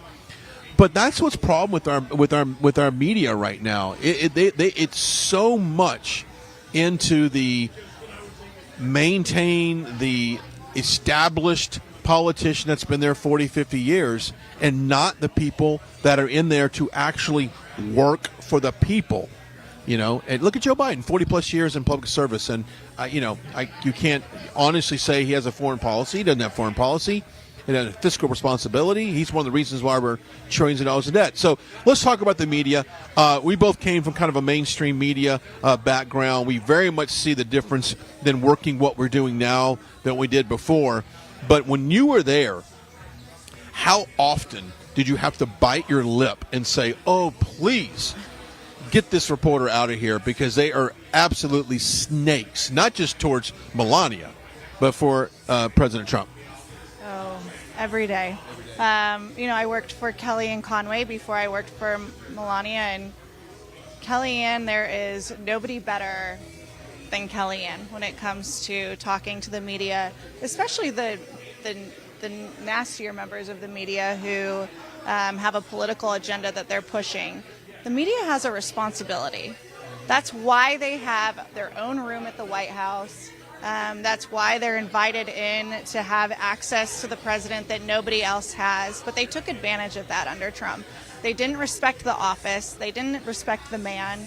And it was very difficult. I think that in previous White Houses, there was a good rapport among both White House staff and reporters, because you knew that if you did the right thing at the end of the day, there would be fair coverage. And that was one of the things that I heard Kellyanne say time and time again to folks is, I'm not asking for biased coverage. I'm not asking you to be our mouthpiece. I'm asking for fair and complete coverage. That's it.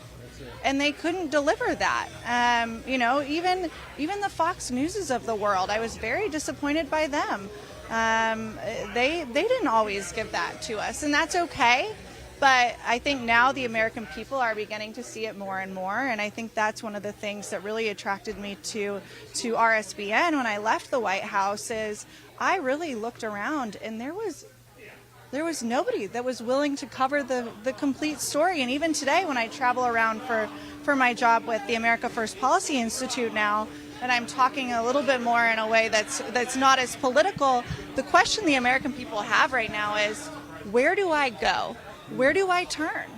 Because I don't trust Fox News, I don't trust MSNBC, I don't trust CNN, and these are all networks that hold a very important responsibility in our country, and if you can't trust them, where do the American people go? And I think, I keep plugging your network, but I really commend you guys, because for the Trump supporter who is completely shunned after January 6, 2020, you guys were the only place that we could go to know what he was doing and what was being said, and social media completely took him off of everything. And the American people, even for that time between January 6th and January 20th, they deserved to know what was going on in the White House. It's funny you say that, because you weren't around here yet, Vanessa, but there was a time when after January 6th, you could not say the words Donald Trump. You couldn't mention the words about the election. You couldn't even say January 6th. It got so bad that in some of your social media posts, you just had to put like initials, or you just had to put 45. And I'm still seeing that from people who will put, instead of an I in Biden, they'll put an exclamation point. Like they're making posts to avoid being caught, I guess you should say, and talking about January 6th or the Biden administration. Like, people are still scared to go to what's called Facebook jail or whatever the case may be. So, yes, where do you go? Post J6 was something else in this country. I mean, forget about the people that are in jail. I mean, forget about them. I'm talking about just media companies like ourselves. We've got these, and this, we've got people that are going after Trump, going after people who just walked, MAGA grandmas who just walked on the Capitol grounds there, like very much like myself, with a camera and microphone, documenting everything. I've said this many times. They're going after them harder than ever now, because they know that the window of opportunity for that is closing, and that Matthew Graves and the impeachment articles have been on him for a while, and why we can't get the Republican conference to come together and impeach some of these people is beyond me. But after January 6th, it changed all of our lives, because all of a sudden we were labeled insurrectionist. We were racist. We were anti-democracy is at threat, anti-American, treasoners. That's what we were labeled on January 6th, and I've said this 1,000 times. I know what I saw on January 6th. I knew who's on front lines on January 6th. And thank God for the J6 tapes that revealed a lot of this stuff, and by testimony from other people. We have been unfairly labeled by J6. And I think the left and the Democrats are going to use that video until the end of time to define who you are and who we are. And that is unfair, because that we know what happened on January 6th and who was behind that. I mean, I think that the true breakdown came after George Floyd and the protesting, and you had reporters literally standing in front of dumpsters on fire saying everything's peaceful, it's fine, don't worry about it. I think that is when the true colors started coming out, was right around that time. Going back to your point on just how dangerous this is, and how we're getting to a point where, they are using government resources to go after people on January 6th. The Joint Terrorism Task Force that is under the FBI is the group that is going after these individuals. The Joint Terrorism Task Force was set up after 9/11 to go after domestic terrorists. And right now you have Hezbollah, an extreme threat within this country. We know that they're looking to cause problems here and to probably execute some sort of mass atrocity within our country. And you have the very institution that was set up to protect the American people, where Congress is allocating money to right now, and they're looking at parents who don't like what's going on their school board, and January 6th. And we have real problems in this country. And I think that's why you had Donald Trump, and I'm sorry, I get a little bit angry about this point. That's why Donald Trump last week just did a whole entire, his questioning was really grounded in peace through strength and what he's going to do for the American people. And I'm bringing that full circle here because the media has a responsibility to tell the American people what is actually going on and to direct us and help people understand what's going on in the country.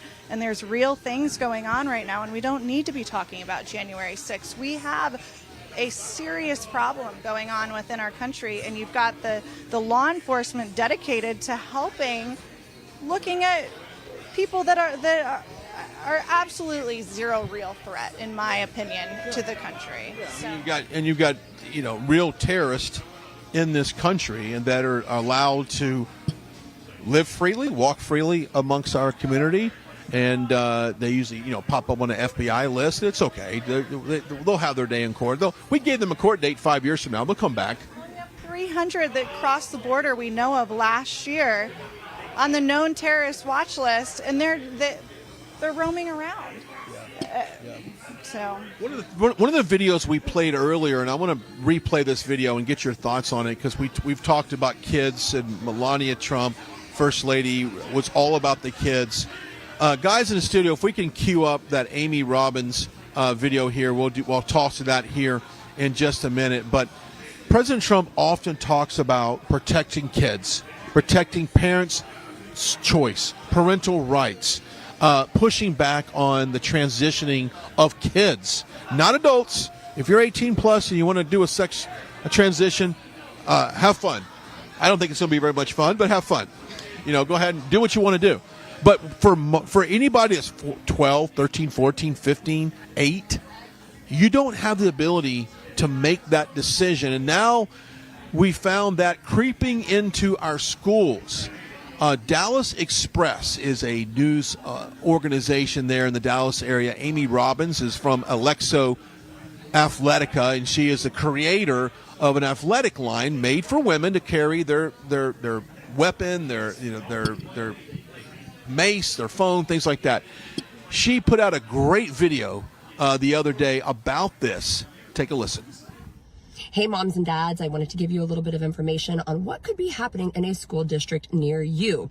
In Dallas ISD, the Dallas Express News recently wrote an article talking about this published resource guide that DISD has made available to their students.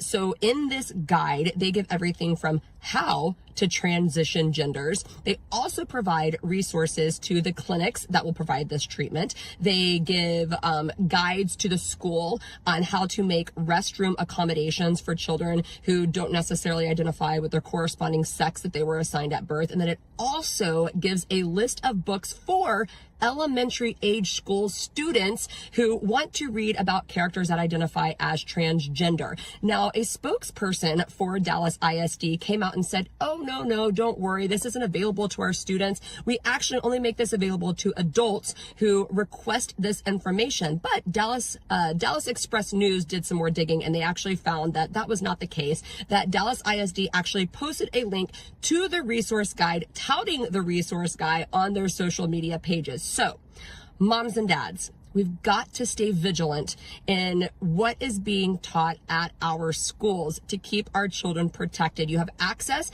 to open records reports, just like the Dallas Express did. So make sure that you are staying on top of it, or better yet, getting your kids out of public schools. The president has been very clear that he is against all of these transitioning surgeries for kids. I mean, it's just wrong. It's demonic. It's gross. It's sad that parents or schools or whoever is allowing this. Let children be innocent. Let kids be kids. And at no age under 18 would I think that a child would know the difference between, hey, I want to be a boy, I want to be a girl, I want to change body parts. I have plenty of young family members and friends who have young kids, and They're too busy, in dance class and playing Little League football. Like, nobody's discussing, I don't want this body part. It's interesting. And John Cooper, who is the lead singer of the rock band Skillet, he had a great video on this the other day. And he talks about the left thinks that the fruit we have tastes bitter. In other words, they don't want any part of what we believe, but they want us to adopt everything that they believe. And if you misgender somebody, if you misrepresent somebody in any way, they want there to be consequences to that. They have literally raped the English language. They have taken truth, they perverted truth, they perverted the English language to fit some fantasy narrative that they have in this world of multiple genders and multiple sexual associations. I think it's demonic, and I think as Republicans, and I want to get your thoughts on this, I think we've tolerated it for so long, and we never did anything. We never pushed back on it. This is 10, 15 years. They've been slowly inching us. Now we're at the point we have to fight back hard. We have to push back hard, or it's over. Why have we been so weak over the years of pushing back on social issues like this, like pushing back on the multiple genders? There's more, male. There's more male, female. There's all. Why have we Republicans been so weak in this really sensitive space, in your opinion? So I actually think I think they caught us off guard, because all of this gender affirming care and the gender affirming care and the gender identity language, that was in Obamacare. This is not something that has just happened by chance overnight. This has been a long transition getting us up to, getting us to this point, to where it is now, it's okay for teachers to talk to their, third grade class about changing genders. The U.S. Over the past 15 years has gone from 0 to 15 clinics around the country that are dedicated just to helping a child change their gender. It's disgusting, but it's been done over time. And unfortunately, I think this is an area where the Democrats outsmarted us. This is not something that I believe happened overnight. There was a runway to get to this point. I agree too. I think that it's more out there because of social media and all of the different websites that we're able to see now. So it may have been there in the past, but I think that the left is so desperate. They keep going more left and more left and more left. Look at AOC. You look at how left they're becoming and how far out there they're stretching just to get almost, for lack of better terms, wacky. They're wacky. Like their ideas are wacky. And so this is just another form of them losing their minds and now just attacking our children. It's almost like they're doing anything. You know how like you have this, a little brother who's nagging you all the time. That's a Democrat. They're just nagging you. What can I do to push your buttons? That's what they're doing. They know what we love. They know what we stand for. And it's just one more thing to push our buttons, to nag us. They're that little brother that we never wanted. Yeah, and of course, when you own social media companies, you can put all kinds of emojis, and you can control the GIFs that you put on videos. They've got every symbol in the world on there. So they control the narrative, they control the message, and that's why they've been able to put that on our kids so much. I want to talk about our friends. You're not near my age, right? I'm 54, and I'm so ready for a senior discount of some sort, and that's why our friends over at AMAC want to make sure you live your retirement dreams and you get the information that you want, and you have people fighting for you in Washington. And for as little as $12 a year, that's more my budget, by the way, $12 a year is my budget, you can be a member of AMAC and get all these special benefits that comes with an AMAC membership. That is an association of mature American citizens. It's the leading conservative senior advocacy group, and of course you've got AARP that tend to be very, very woke, very, very liberal. This is the conservative version of that, AMAC. The information for that, is on your screen. Go check it out. It's time to take a stand and fight, and these guys at AMAC will do just that. They are patriotic. They love this country, and they want you to live your best retirement life. If I ever get there, by the way, I don't think I will. But go check it out. AMAC, amac.us/right. AMAC. Thanks for our partners over at AMAC, which by the way, you're in Capitol Hill. Your office, you guys are moving around. You see all the people coming to town to pitch their little projects and do their stuff. I think, when somebody comes to Capitol Hill or comes to your organization and they want to make America a better place, that's someone you listen to, right? That's exactly what you do, and it's kind of nice to see that AMAC does that. Yep, it is. I'm at America First Policy Institute now, where we were kind of founded right after the Trump administration, and we have Brooke Rollins, who was the domestic policy director at the White House, leading us. She's our president and CEO, along with Linda McMahon, who was the small business administrator. And we love America First policies. We love anything that can help the American people feel like they not only have control of their own lives, but also they know that the country's being taken care of and that the policies that are in place are for them and the betterment of the country. I love you guys. And I remember when they first kind of were created, I was like, what is this? America First Policy Institute. I can buy into just about everything you just said. It's America First, it's the policy, and an institute. We all come together. We got like minds. You've got some great people in there. The best person you have, in my opinion, well, there's two. You know what I'm going to say. You know the first person I'm going to say. Well, there's three now. I was going to say, she better be number one. She's number one. I backtracked on there. You're number one. Linda McMahon's great. You got a great executive director, her original leadership. And Larry Kudlow. Kudlow, let me tell you something. Man, there is nobody better than Larry Kudlow. And I remember when during the Trump administration, he would step out every day and have a press conference, and he's awesome. He'd get out there and he would rattle off all the policies that they were looking at and fiscal changes that needed to come.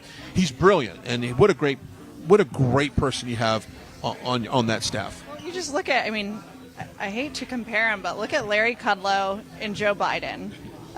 Both elderly men, but Larry Kudlow he doesn't need a teleprompter. That guy can rattle off numbers like nobody you've ever seen. Oh my God. We'll watch Fox Business though. Yeah, Fox Business is very different than Fox News. Yeah, but we have we have Kellyanne Conway, we have Pam Bondi, we have Matt Whitaker, and these are all people that just wanted to ensure, Chad Wolf, no matter what, there is a legacy for America First and the policies that were enacted in that White House. And so, you've got the Heritage Foundation. They were founded after, I believe it was an administration, and there's most of the think tanks are there to help provide a place for policies in the future. And so, we like to say we're home of the America First movement, but there is nobody that speaks to America First better than President Trump, and he's the real thing. And so, if people are watching at home and they want to get involved, is there a way for them to do so? Yep. So our social media is A1 Policy. And then also just AmericaFirstPolicy.com will get you to our website. And there's all sorts of resources on there, especially for those that maybe want to get involved in their school board, or if you want to learn more about school choice, or if you just want to learn a little bit more about what the real threats of China are. We have 22 policy centers. Most all of them are led by experts that worked within the Trump administration. And we're all there to just, hopefully help propel the next America First administration, so that when we get in office, we are ready on day one to carry out the America First policies. I think that when we got in 2016, we were a little bit behind the ball. We didn't. We weren't as ready as what we could have been, and so we want to make sure that day one of the next America First candidate, hopefully Donald Trump, that we'll be ready to go. Boots on the ground, ready to go, day one. Negative 10 degrees right now, by the way, Brian. Negative 10 degrees. We are live here at Whiskey River, just north of Des Moines. Great location here, which, by the way, Kimberly Guilfoyle and Don Jr. will be both hosting a little get-together here on Monday, and we will have live coverage from inside here as well. So we'll be back here on Monday to do that. But until then, we are here for the Iowa caucus, and, of course, we'll go over some of the polling there. I know you've got some of the latest polling, not only within the caucus, Republicans, but also some head-to-head stuff. Yes, looking at the Iowa caucus interactive polls, Trump has an 89% chance of winning the Iowa caucus by 20% or more. Which, by the way, the record's 12%. We think he's going to blow that away. Yeah, so an 89% chance of winning by 20%. Also, looking at coming up next is New Hampshire. I know we're focusing on Iowa. We'll get back to Iowa, but New Hampshire's next. I know he's going to be hitting the ground running on the 16th. That's Tuesday. Our Matthew Alvarez is there. Trump, 55%. Nikki Haley at 14%, tied with DeSantis. Now, there's been some talk that he may drop out after the Iowa caucus, so we'll see what happens there. About DeSantis? I have. I was listening to Megyn Kelly in my 4-hour drive here, and that was something that they had talked about, is, you know, that if DeSantis does not come in second here, that they're expecting him to drop out of the race. And one of the things that was pointed out to me today, and I told Vanessa, but I'm going to get your thoughts on this, is a reporter was claiming that independents and Democrats were coming together to push for Nikki Haley only in purpose of blocking President Trump to getting the nomination in the GOP. So it's not that Nikki Haley has support from conservatives. She's just getting people that are pushing for her because they want to block Trump. And that aren't even conservatives. They might even not even be Republicans at that point. They may be Democrats. So there is some polling that's pushing Haley, but I don't think it's got any substantial legitimacy to it, because we've seen the events around Iowa. There's nothing to compare to the numbers that President Trump draws. Nothing. I mean, Haley and DeSantis and Chris Christie and Vivek, they can show up in a coffee shop and maybe put 20 people in there, and they got them all packed in. They're all enthusiastic, and that's great. But nothing to what President Trump has in this state. I think Donald Trump has, at least. I think it's like, last I looked, it's like he's got a 50-point lead on all of the candidates nationally. So that's not something that I'm too worried about. And look, Nikki Haley, she's proven herself every single time that she goes up on the debate stage. She cannot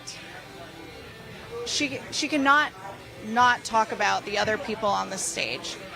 When you see Donald Trump go up and speak, he's bringing people hope. He's bringing people ideas. He's bringing real policies that can be enacted to help them for their current situation.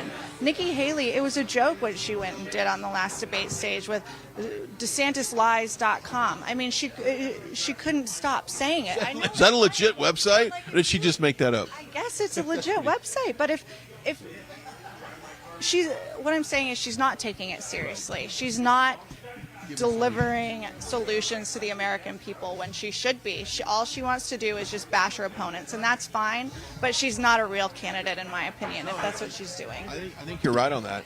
Absolutely, and I like that you said the word hope, because that's what we see on the campaign trail the most from the American people, and that is hope. They're hoping for our country to be saved. This may be our last chance to save it, because what's another 4 years of Joe Biden or similar? You know, another worst case scenario could be Governor Newsom if he ran and took over. So I know there's a lot of speculation, and we could go over that later, about if Joe Biden wasn't on the Democratic side, who would it be? It's going to be terrible no matter who it is. So this is our really last chance for our country to be saved. America has hope that we can save this country, and that's pretty much what we're riding on right now, is just this faith that November will be successful and we can save this country. I really want to commend the Trump campaign, because you just look at how they've really stepped it up. I mean, it's not about entertainment. It's not about, going on the debate stage with all of these other folks running and allowing them to just create a mockery out of the process. He's in this, and he's very serious about it. I mean, they've done a really great job, top to bottom, with just making sure that everything is very professional, it's very buttoned up, everything is done very, very, very well, in my opinion. And I think they've come a really long way, and I just want to commend that team. And I also want to commend the volunteers. We've talked about all of the volunteers who have been on the ground here in Iowa for months campaigning for the Trump team. I actually stopped by the Trump campaign headquarters last weekend and met with some of the volunteers who were making phone calls to people in their district, putting together signs. As I was there was one woman who showed up and they were hauling all these signs out to her car.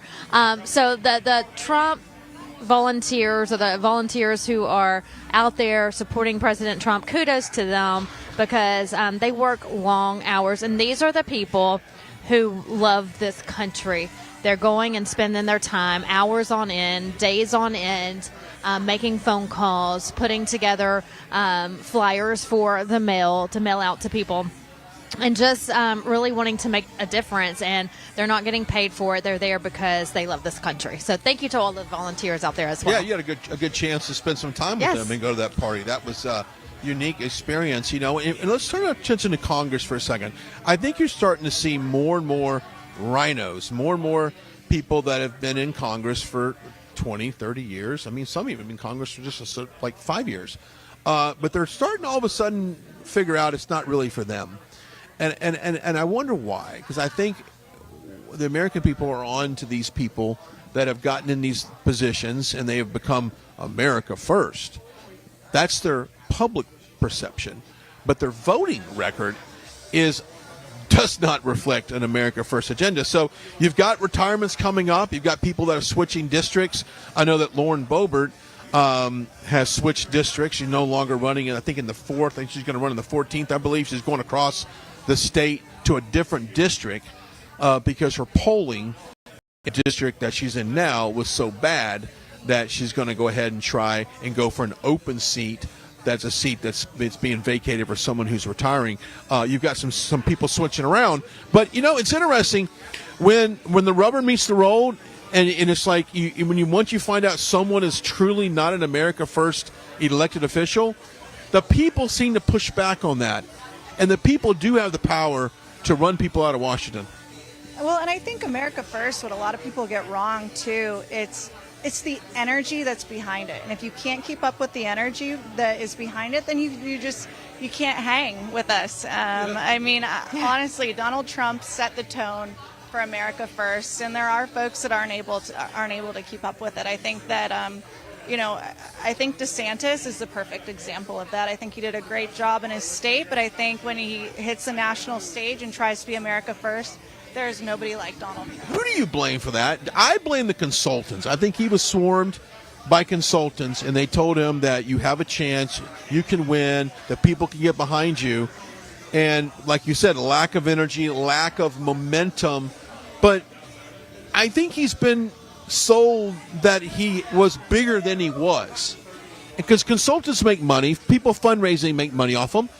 And I think they've rode that pony down the track as far as they're going to ride him. Because honestly, when he turns out in Florida, what is he going to do?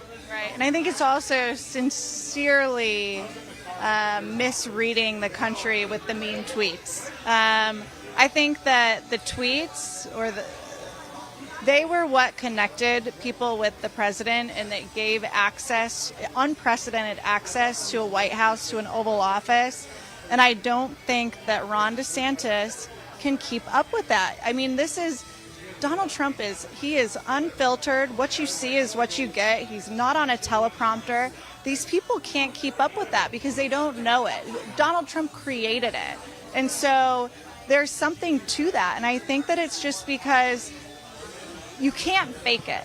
And I think that when push came to shove, Ron DeSantis stepped out on the stage, and he had to be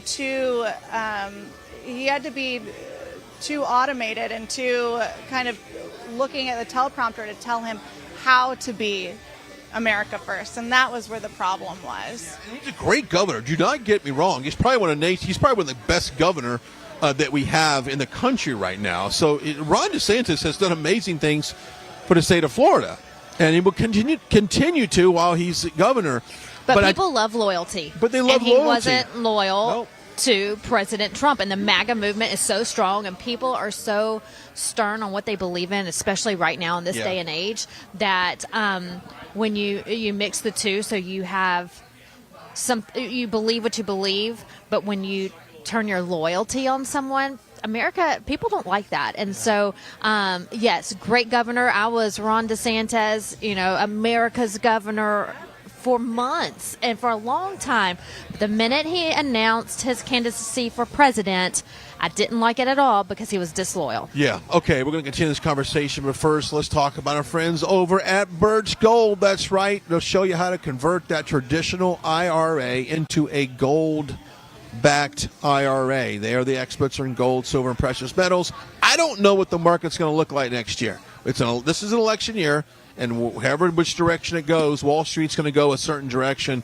I particularly think the market is hyperinflated. I don't think the fundamentals are there to support how high these levels have gone. But, hey, I'm not on Wall Street. I'm right here in front of you at Whiskey River talking about that. But go check it out at Birch Gold. Text the words Trump to 989898. Get that free information kit. They'll tell you how to convert into a gold-backed IRA. Save money, save taxes, save and invest. Birch Gold. We are probably 15 minutes away from President Trump taking the podium here in Iowa. A kind of a surprise event that he had here. Was trying to organize flying in. As we know, the conditions for you driving in from Minneapolis were horrible. Yours was horrible last night. You were battling a blizzard. 2-hour drive from Omaha, yes. There you go. And then I was sitting in a plane on a tarmac in Detroit playing hopscotch, going back and forth, going in and off the plane. I was hoping on the fourth time that I would get some kind of disorderly conduct and get removed from the plane. Therefore, I wouldn't have to fly anymore. I was getting sick and tired of getting off the plane.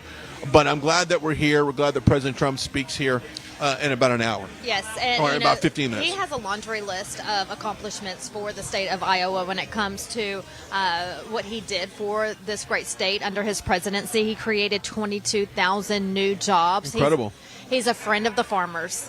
The farmers love President Trump. They'll tell you that all over the state. We've traveled all over the state. The farmers love him. He has a huge backing of farmers who have endorsed him. I believe over 120 Iowa farmers have endorsed him. This is where he initiated his Farmers for Trump, right here with John Deere. John Green, whatever tractor. John Deere tractor. Yes, they were the big green tractor. Yes, loved it. I even jumped on one. I had to. I couldn't come and do a Farmers for Trump and not jump. Yeah. So he boosted the economy, increasing E15 ethanol availability. The people remember that. And they haven't forgotten, and so they're ready for Monday to roll around so they can go cast that long awaited vote. Yeah, I agree. I had a chance to go to the Iowa State Fair and kind of follow him around the motorcade. That was an experience. And the football game. Yes. The Iowa State football game. But the fair was something else because I watched the coverage of the other. Everybody was at the Iowa State Fair. All the candidates were out there walking around. Perry Johnson was there. They all had their little events. Remember Perry Johnson? That was great. Is he from Michigan? Oh, there you go. Seems like a nice guy. He actually. Michigan. He's got to be nice. That's true. National champions, all that good stuff. He had the classic blue jacket, red tie, white shirt. He almost dressed like President Trump. But they were all there. But no one had the following at the Iowa State Fair than President Trump. The biggest following. I think that this is kind of the home of the forgotten man and woman, and it was always front and center for President Trump. Even, going off of what Vanessa was saying, I think one of the most important things that kind of recognized President Trump's how important he held Iowa is that he had Terry Branstad as his ambassador to China.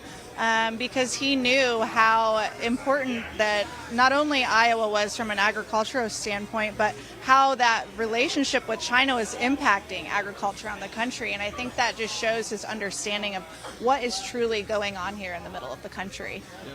Well, I think what's going on right now is a snowstorm in the middle of the country. We know that too well. Because every time this door opens, we get an Arctic blast coming through here. I'm taking my scarf off and wrapped it around me because I'm freezing. I Yeah. can't feel my toes right now, but that's okay. We're here. and We're here. We're ready to caucus on Monday. We are. Surprised that Kim Reynolds came out in support of DeSantis, the governor.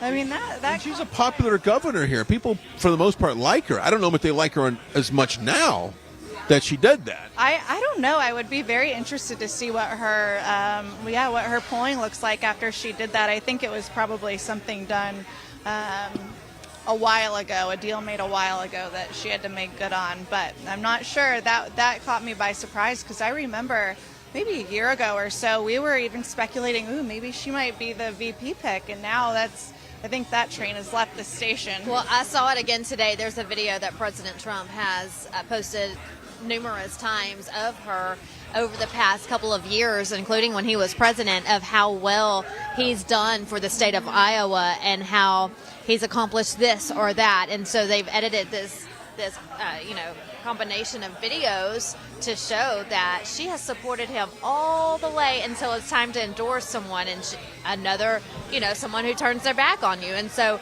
disloyal. And so he posted that video just today. I encourage you to go check it out because she was very Team Trump. He's done so many wonderful things for Iowa, and it makes you wonder what made her switch. And I love the head-to-head polls with Biden because, in the very beginning, like this past summer, the head-to-head, Biden was edging Trump out. Yeah. It was, 3-4 points. And I used to be like, there's no way that is the case. And I said, no, there's probably a 10-point difference, if not more, President Trump head-to-head with Biden. And I can't wait until we see a legitimate poll come out because I still think I still predict that Biden won't make it to the start line, and President Trump sometimes talks about that. I hope he does because I think he's very beatable.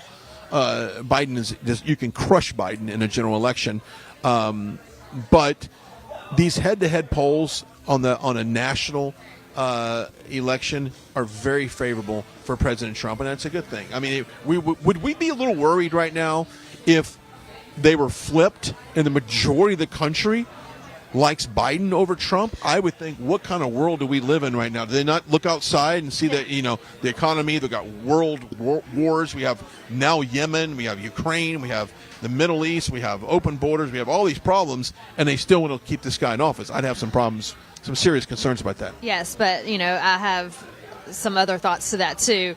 He smoked them in 2016 when the polls were in Hillary's favor, right? And so that's one thing. And then two, say if one of these polls, let's see, I have the numbers right here, Trump 49% and Biden 41%, I still want to know who are these 41% of people being polled, because I almost want to go up to you and I'd like for them to go ahead and call 41. me. Yeah. Call me right now. I'd like to talk to you. I think you're right because Biden has some of the lowest approval ratings of modern day presidential history. Again, the numbers don't match up. You look at the approval ratings, and then you look at this. There's some inconsistencies. What I love is that he's running on, I think his campaign slogan, or the slogan they've been using, is that they have to save democracy.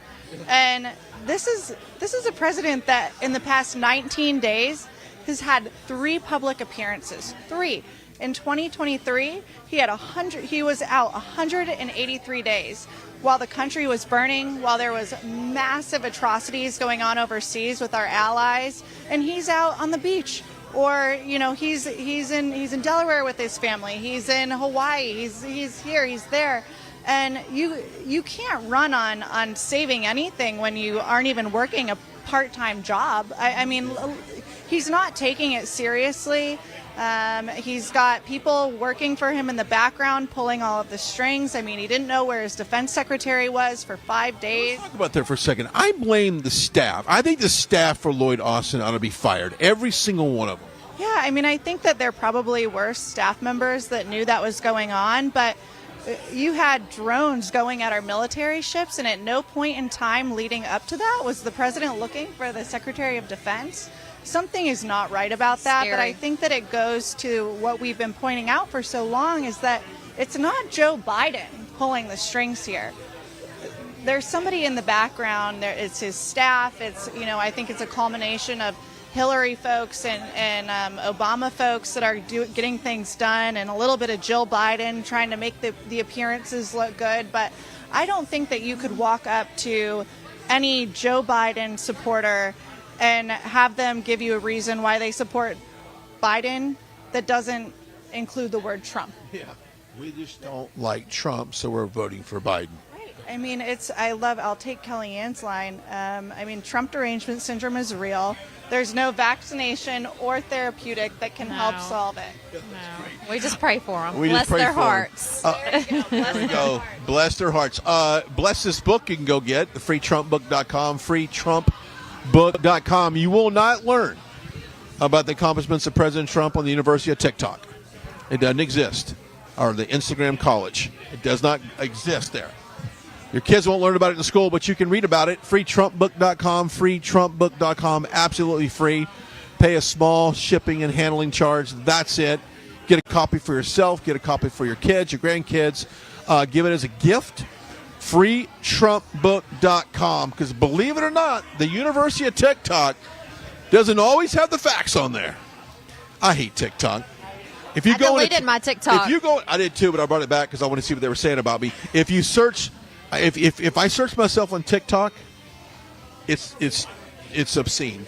Anyway, go check it out. freetrumpbook.com. You're doing something right. I guess so. You're a disruptor. I'm disrupting somebody, and I keep. But that is just to a certain degree. That's what it is. If you're not being attacked, then you're not speaking the truth. We're about looks like about 5 minutes out from President Trump. There, we'll keep monitoring the live look there at the facility where he is scheduled to speak at 6:30 here local time in about 5 minutes, and of course tomorrow we're live from Indianola, Iowa, which is just outside of Des Moines. That's on Sunday. And then, of course, we have two shows on Monday. We have a midday show, and we have the primetime Caucus review show. Christina Bobb will be joining me for that as she brings her analysis in for this caucus as we go into Iowa. And, of course, we shift our attention to New Hampshire after this. We've got a great governor there, Chris Sununu. He's Republican. There's an R in front of his name. And he did say, I saw this yesterday, that if Trump is the nominee, he will support him, which is better than some of the people we're still waiting to hear endorse President Trump, which is Ted Cruz. I was about to say, Ted Cruz out of Texas is waiting until after the Iowa caucus What's your to make thoughts an on that? endorsement. I don't like that at all. I don't like because that goes back to, are you a rhino? Do you really love this country? Like what? And he's got a Senate race right now in Texas that he's got to deal with. And I don't think it's any serious contender, though. But I've said this before. I think they're kind of waiting to see if the courts take him out. Yeah. Because if the courts take him out, which they're not going to, but if they do, it's like the next man up. Yeah, I think maybe that I want to talk about that. Maybe tomorrow we can fit some of that in. But these prosecutors, these woke prosecutors that are essentially working for the Democratic Party, it's really too bad that that's the direction that our country's going. But you also, there's no saying that the DOJ and the Justice Department is not weaponized at this point because of what's going on. But on Ted Cruz, I'm not entirely sure there what that is. I know that Marjorie, she's come out very strong for him. I know that others have already come out for him and have been supporters of him from the beginning. And so the fact that they're not, it's very, very telling. You have to understand too that Ted Cruz has run against him before for president. So True, last in 20. yeah. So there may be be some reasoning why he's waiting. I'm not sure. This is interesting. President Trump put this out on Truth Social, it looks like minutes ago. Quote, I'm reading from Truth Social here. Vivek started his campaign as a great supporter, quote, the best president in generations, etc. Unfortunately, now all he does is disguise his support in the form of deceitful campaign tricks. Very sly, but a vote for Vivek is a vote for the other side. Don't get duped by this. Vote Trump. Don't waste your vote. Vivek is not MAGA. The Biden indictments against his political opponent will never be allowed in this country. They are already beginning to fail MAGA. Is this from Trump? This is for Trump. Now, let me, and I had this conversation the other day. You have to look at what Vivek Ramaswamy said just years ago during COVID.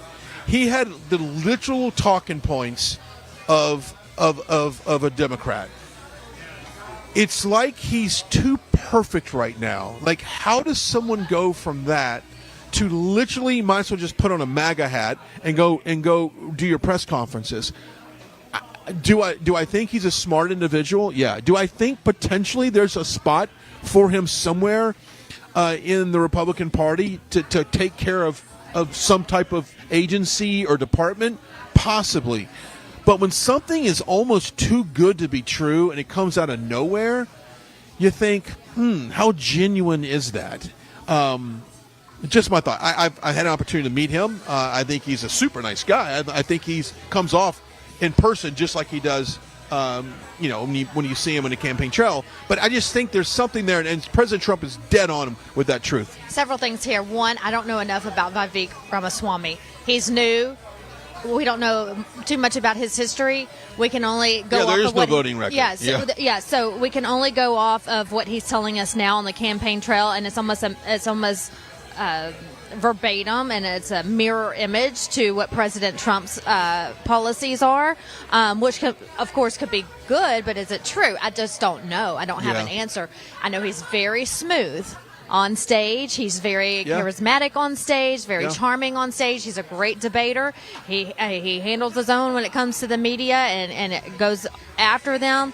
So I like what I see with him, and I think there is a future for him, but I want to learn more about him. Yeah, and there's no voting record, so there's no history. There's no backstory on him other than his successful business. But, and I'll say this, and I don't know where you guys stand. Tulsi Gabbard, I pumped the brakes on Tulsi Gabbard a long time ago because when she came out and said, identify more of the Republican Party, and everybody was like rolling out the red carpet to give her a VP pick or give her any type of leadership role, and I'm like, whoa, let's check her voting record before we just give her the keys to the kingdom and let her run the Republican Party.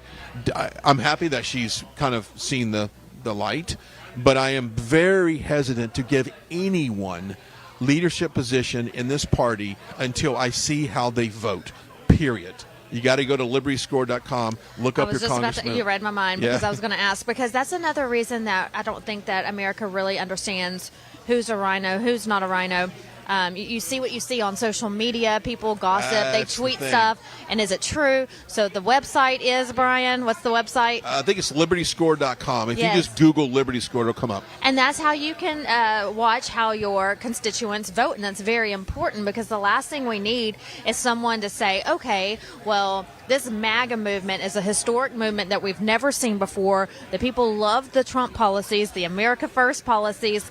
And so I'm going to ride that coattail until I get in office, but I'm going to vote a different way. Well, see, there's people right now, and I'm going to name some names here for a second. I hope I don't ruffle any feathers right now. Is the House Freedom Caucus, all right? You've got a leader of the House Freedom Caucus, Bob Good, okay? I call him Bob Not So Good, of the House Freedom Caucus. If Trump was to win the election tomorrow, okay, let's say we put him in, you've got someone that's head of the House Freedom Caucus, who is the biggest anti-Trumper in Washington. Do you think he's going to work with President Trump on his policies to put in place? He's not going to do it. He's just another Paul Ryan. And so Republicans keep putting these people in leadership positions that aren't with the base, and I think you're going to see you're going to see some conflicts. We have got to make sure, and we said this already before you got here, that Congress is in line to walk step with step with the policies that Trump needs to put in place. It has to be that way. We have to have a speaker. We haven't talked about the speaker today, and I don't think there's enough time in our broadcast before he comes on and talk about the speaker. But we must get the right people in place, or these policies don't go anywhere. Well, and I mean, back to the Vivek, there's a time and a place for it. I think you've got the first in the nation state. We're getting ready to vote. We're getting ready to go. It's time to strap in and pick your team. And Vivek, he was campaigning with a MAGA hat on. You have Chris Christie dropping out, which is adding a lot of speculation that a lot of those votes are going to go to Nikki Haley. You have the polling going the way that it is in New Hampshire, and New Hampshire polling has always been a little off, so I don't know how true it actually is and what will actually happen in New Hampshire. But I think Trump's point is that's great that you did that. You went on the debate stage. You defended me, but the game's about to get started here, and you're taking votes that would likely be for me, and you don't stand a chance. So either get on or get off, and I think that's kind of where this is coming from. And again, it's all out of speculation. I think you just laid it out perfectly. I think it's game day. It's time to say, okay, great, we appreciate the support. Now, let's step aside and turn our attention. And of course, for the GOP to continue to have debates, and I'm not sure if is there another debate coming up. I don't even know. I haven't heard of one. Canceled some, and I think there was a lot of things. I'd rather shift our attention to defeating Democrats instead of trying to defeat each other, and that's something that, unfortunately, the Republican Party has turned into the party of never happy. And unfortunately, that's what the Democrats are good at. They stick together, and they fight the Republicans, which, in their defense, that's what you should do. But we're so busy battling each other and fighting each other day in and day out. President Trump, we are so excited to have you here with us in Iowa tonight. Thank you. And thank you. You've just got a great group of supporters here in this state. You really do. You really do. Thank you very much.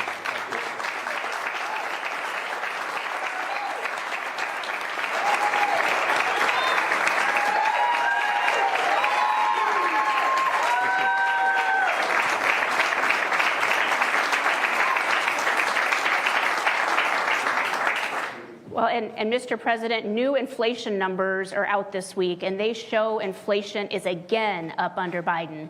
And the new polling shows 61% of small businesses believe Bidenomics is bad for the economy. When you return to the White House, what is the first thing you'll do to turn around Biden's economic nightmare? Well, first of all, I think he's been a disaster as a president. He's the worst president in the history of our country. The happiest person around right now is Jimmy Carter. I've been saying this because he looks like a brilliant president by comparison, like literally brilliant by comparison to this guy. There's never been anybody like him. Now we have another war going on in the Middle East, just started up, and we have our Secretary of Defense is sitting in a hospital room looking at his laptop. That's how he's running the war, like a child would look at a laptop. It's disgraceful what's going on. It's a disgrace, and Bidenomics is the least of it, but it's been a disaster for the country. Inflation's now going up again, but really look at the inflation that's taken place over the last 3 years. I was looking today, energy's up at 38%, and food's up 32%. Everything's up. It's not going to come down. They're not going to get it down. Even if they got it even right now, it doesn't matter. The damage is all done. No matter what you make, no matter how much your salary went up, it's peanuts compared to when you look at all these things. They were talking about housing prices. They were talking about rental. If you rent an apartment anywhere in the country, you're up 40%, and that you can't make up for that. He's been a disaster as a president, and we're spending money hand over fist on Ukraine as an example, and yet Europe, you add it up, it's a similar size economy as ours. Europe is not spending anything by comparison. We're in for $200 billion, or they're in for $22 billion. And yet it certainly affects them more than it affects us. We have a thing called an ocean in between. They don't have that ocean. But they're not, and nobody's telling them to do it. I told them to spend for NATO. I said, you have to spend money. And they said, well, I don't really know. Would you protect us? I said, no, if you don't spend, we're not going to protect you. And all of a sudden, billions and hundreds of billions came pouring into NATO because I said that. You have to ask them for the money. They'll pay it if you ask them. I don't think anybody is asking them. But you look at the difference between what we're spending on Ukraine, as an example, and what they're spending. And the only difference is nobody's asking, or they don't know how to ask. But you really probably have to tell them, this is what you're going to do, and they'll do it. So it's a very unfair thing. Very bad things are happening for our country. I don't think we've ever been in danger of World War III like we are right now. And I always say, and I say it in every speech, I will prevent World War III. I know all these people. I know good, bad, or indifferent. It doesn't make any difference. I know every one of them, and they're not going to mess around with us. We are weak. We are ineffective. We're laughed at as a country, and Bidenomics is a total disaster, to get back to your original question. Well, you are so right. And, we've got some good Iowans here with us tonight in the audience. So who here was better off financially with President Trump? Yeah.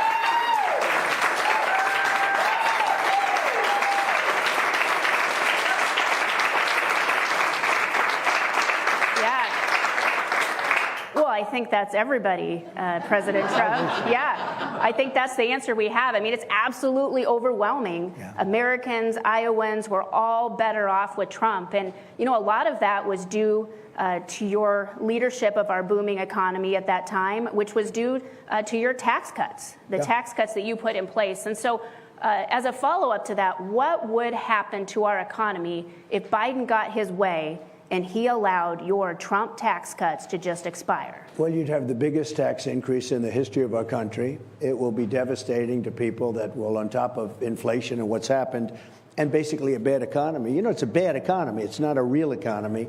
You look at government jobs are up, but other jobs aren't up. But government jobs, well, government jobs, that's, you know, that's easy to do. Let's hire more people so we look good. That's like taking the oil out of the strategic reserves. They take it out of the big. We have the lowest amount of oil in the strategic reserves right now than we've ever had. And that's not meant for automobiles for an election. That's meant for military. That's meant for trouble, big trouble in our country. It's meant to protect us. And, you know, they practically drained it in the last election in order to keep prices down. They're trying to do the same thing again. These, they have done such damage to our country. And then we start talking about the border, okay, the border. We had the worst border in the history of the world. We had the safest border, the best border. I built over 500 miles of wall. People don't, you know, they say, is it a renovation or not a renovation? It's not a renovation. We had a wall that was falling down, demolished, rusted steel, rotted out 2x4s, would rip it out. They'd say, oh, that was a renovation when we go up 30 feet high and 9 feet deep. No, we built over 500 miles of wall. We were going to build another 200 miles, which is far more than I said I was going to do. And Mexico, by the way, speaking about Mexico, Mexico paid for 28,000 soldiers, and they were paying much more money than they would have paid for the war. There was no legal mechanism to do the wall, but it didn't matter because they paid much more money. We had stay in Mexico, not stay. We had stay in Mexico. We kept people in Mexico.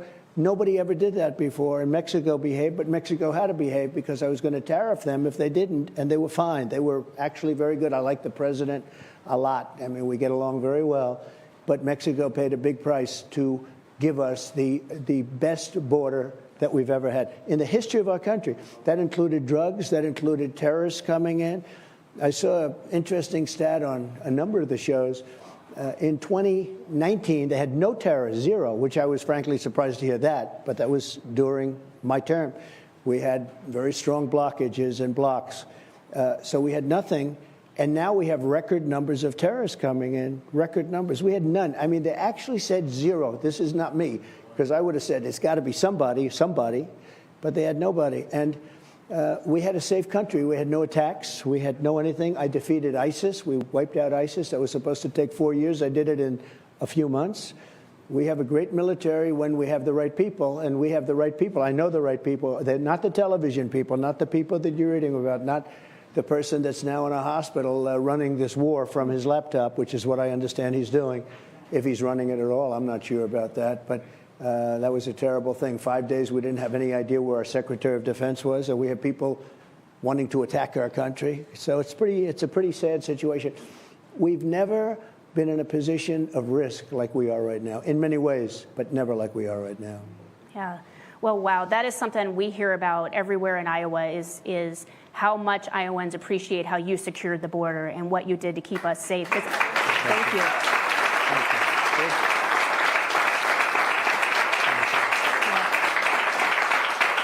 And, you know, it's very interesting because if he just would have left it, he could have gone to the beach because he likes going to the beach. Somebody says he looks good in a bathing suit. That works for him, obviously. So you'd see him at the beach all the time. He could have done that, just left it alone, leave our people there, leave the great people that we had there. And instead, they decided we're not going to build the wall. And they put out a message to the world, come in. Because, you know, when you say that and you say other things, and you have people coming in and going to our schools and taking the places of our students, where they're actually putting our students, the students that were there, in secondary schools, and they're taking the best seats, and they don't even speak English. So they're sitting there, they don't speak English. The whole thing is crazy. You look at what's happened in New York. New York is a disaster right now, and in all fairness, the mayor understands that, and he's saying that. But, you know, some don't speak up, some aren't speaking up. the whole concept of sanctuary cities is going to, I think it's going to fall of its own weight. I think the Democrats aren't going to be able to take it much longer. In some cities, Democrat mayors and governors are saying, we just can't do this anymore. The truth is, it's not sustainable for this country, even from a cost standpoint. Billions and billions of dollars. People are coming in, and they're coming in from prisons. They're coming in from mental institutions, insane asylums. They're terrorists. They're drug dealers. They're pouring into our country totally unchecked. We have no idea who's coming in. They're coming in from many countries, all parts of the world. They're coming from Africa. They're coming from China. They're coming from all parts of Asia. A lot of people coming from Europe. A lot of people coming from Yemen. Okay, we're bombing right now. We have people from Yemen. We had 27,000 people coming in over the last few months from China, and they happen to be from the age of about 19 to 25, just fighting age. That's great, you know. Not women, all men. And it's a very, very sad thing happening to our country. Our country is being overtaken. We're being invaded. That's an invasion. We had the strongest border, now we have the weakest border, and it's an invasion of our country. And Biden is grossly incompetent. The only thing they know how to do is cheat on elections. They're very good at cheating on elections, and they're very good at also going after your political opponent. But they can't do anything else. That's all they're good at. And we're going to teach them a lesson. Yeah. Right?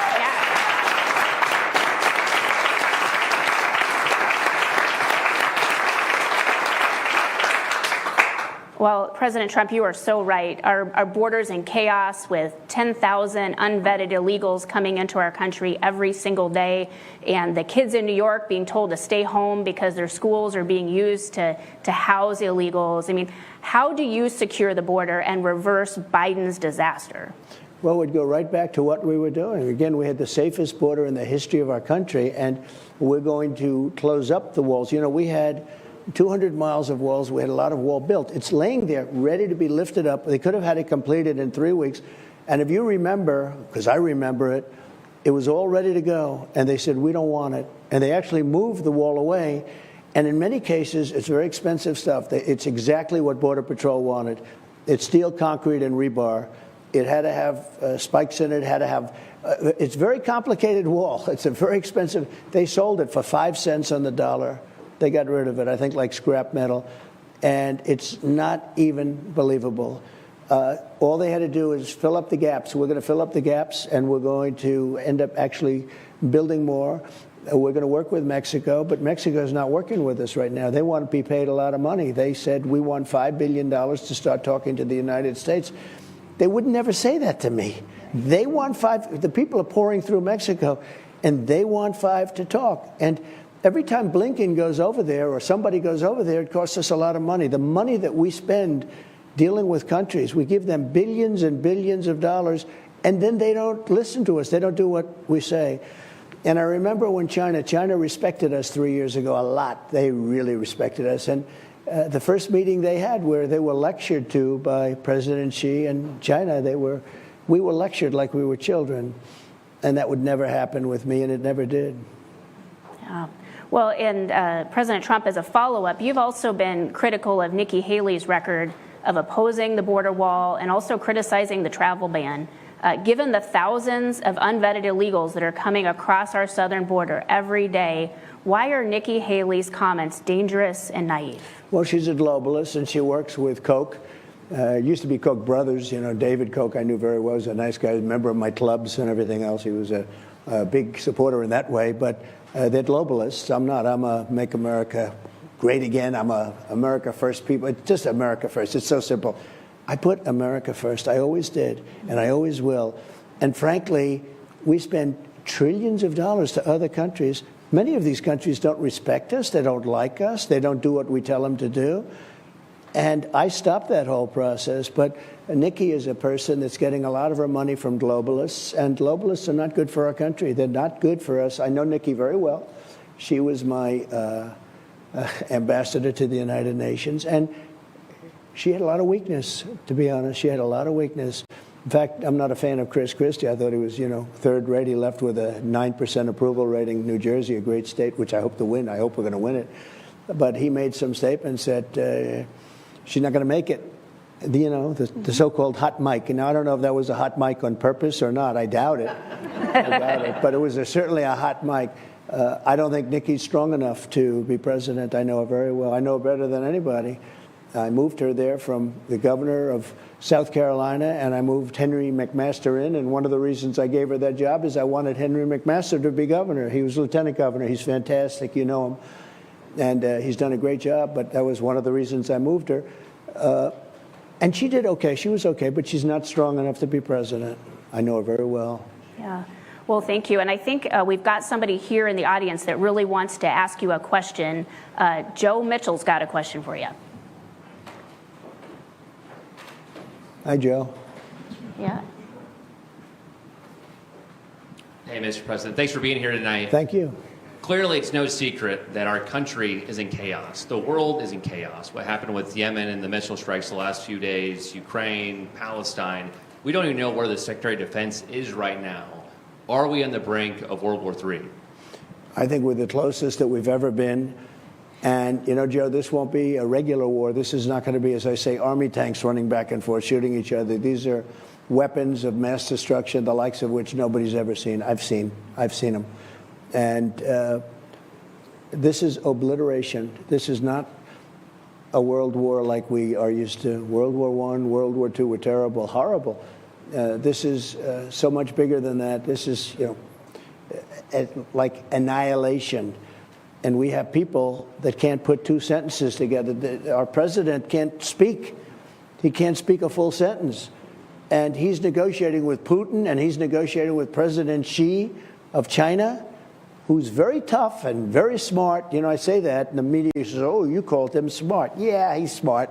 He's very smart.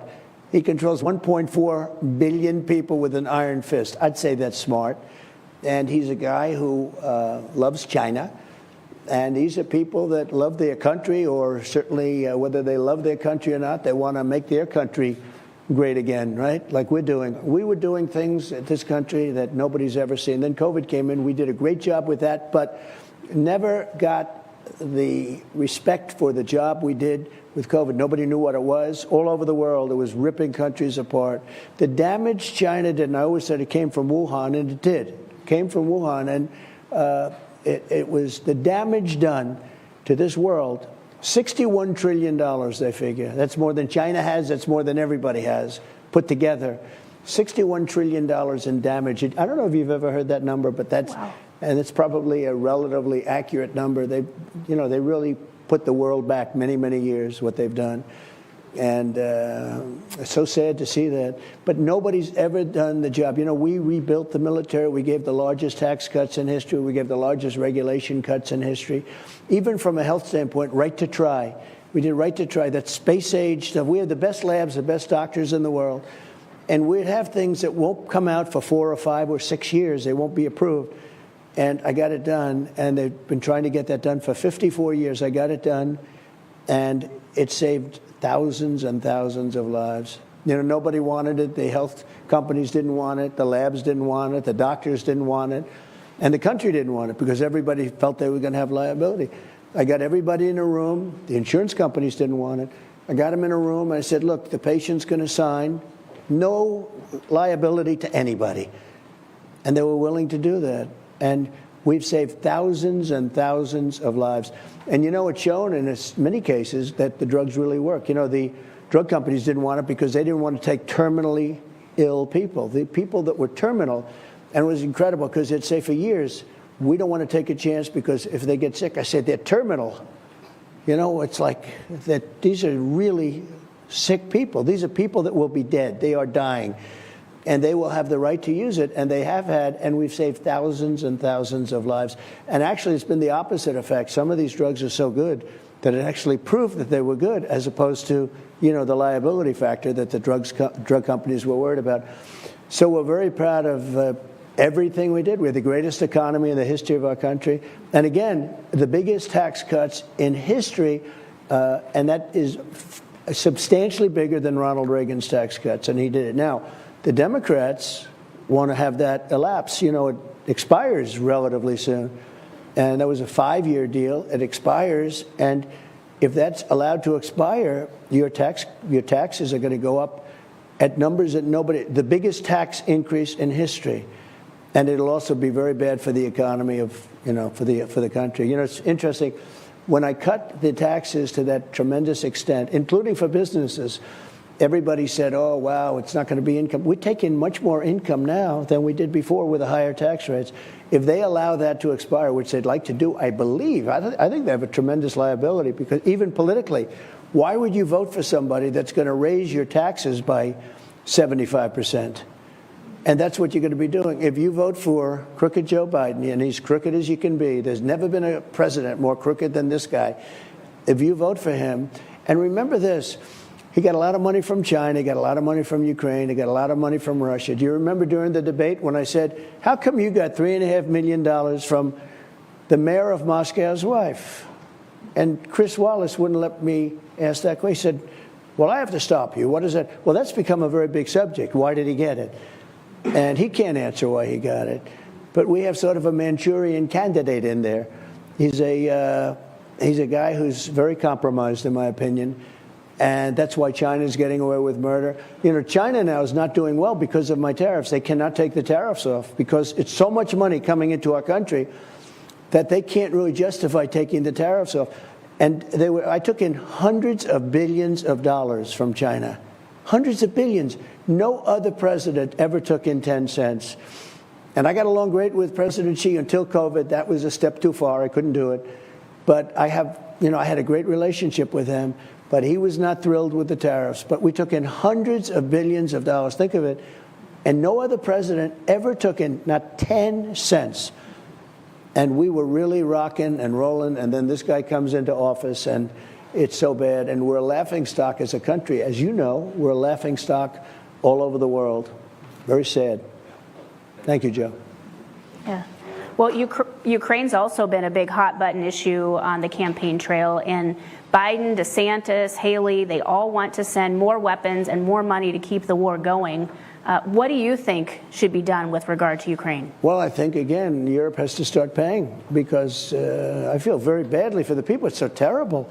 But remember this, Russia's a war machine. They defeated Hitler. They defeated Napoleon. That's what they do. A friend of mine, a great guy. A lot of people maybe think he's a little tough, but that's okay.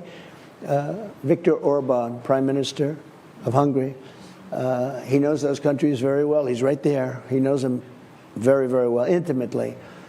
And he will tell you, Russia's this monster machine. We knock out 60 tanks, and everybody's bragging about the 60 tanks, but they've got 12,000 more tanks right behind them, 12,000. And they actually have a lot more than that. So it's a very tough thing, and you look at the damage that's been done. Here's the most important thing. It would have never happened, and it didn't happen, and it was unthinkable. I used to talk to Putin about it.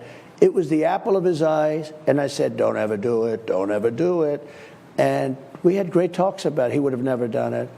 And he wouldn't have done it for two reasons. Number one, because I said, don't do it. But you know what else? I had it down at $40 a barrel. As soon as I got out, Biden did horrible moves, and it went to $100 a barrel. At $100 a barrel, he was making so much money. He had the money to prosecute the war. So that was another reason. He wouldn't have done it anyway. But, the other one, and we'll bring it right up to date, is Israel would have never been attacked. If you know, and I think I think most people know, that Iran was broke during my administration. They were dead flat broke. And I said to China, and I said to other countries, if you buy oil from Iran, you cannot do anything having to do with the U.S. You cannot do any business with us. You're out of business. And they all make money with us. They do a lot of trade, and most of their trade deals are negotiated by other people, and they weren't the greatest. But that's the only thing good about making bad trade deals, is you have other countries that'll do whatever you want because they don't want to lose it. But what happens is, I said, don't do it. And China didn't buy. China bought nothing practically, and they all backed down. And now he took all those sanctions off. He took all of that threat off. And I would say they have in excess of $200 billion, Iran, all made in the last few years, not to mention the $6 billion that they got on the hostage. We had 5 hostages. They gave them $6 billion for 5 hostages. Those are Must be pretty important hostages. 2 of them were hikers. 2 of them were, hey, if you decide to go hiking in Iran, you have a liability. You just don't do that. Okay? We don't have to give a billion for the 2 of you. But we also gave $10 billion for selling electricity to Iraq. And yet they control Iraq. Iraq is like a subsidiary. And remember, Iraq is now controlled by Iran. That was the stupidest war, I have to tell you. That was the stupidest, I used to say, and I think you remember this when I was a civilian in the true sense, but somehow I got a lot of press. But I'd say, don't ever go into Iraq, but if you do go in, keep the oil. Remember that? Keep the oil. If you go in, but don't do it, but if you do, keep the oil. They didn't keep the oil. We're the only country where we go in, we obliterate somebody. We never keep anything. We just get stuck in these endless wars. And I got us out of Syria. I got us out of Iraq. I got us out of everywhere, and we defeated ISIS. ISIS was a big thing. We knocked out al-Baghdadi. Al-Baghdadi, the leader and founder of ISIS, he was trying to rebuild it again. Remember Conan the dog? Conan did a good job. Conan almost got electrocuted, but Conan did a good job. He heard Conan coming, and that was the end of him. But we went in, and they were after him for 20 years. I got him. And we did a hell of a job. And these people are not doing a good job. Now, I know the 2 people we're talking about, because before we get to Biden, we have to knock off 2 people, and sort of 3 people. I don't think there's a lot of threat beyond the 2, but I don't think the 2 have much threat right now either. If you're leading Nikki in South Carolina by 60 points, that's not bad. She was the governor of South Carolina. You shouldn't be leading by 60 points. I don't like her. But we should be able to, I think we have a huge advantage here, because the only thing is I just landed in an airplane, and it's nasty out there. From the airplane to the car was about 20 feet, and I'm saying, wow, you're blowing it. You have a hard time reaching it. But it's getting better. I worry about that, but at the same time, I'm watching even the newscast today. They're saying the Trump voter has so much more spirit, dedication. They say they'll walk over at last, that the Trump voter's coming to vote. Yes. Their voters aren't necessarily. That's a big thing. They got to come to vote.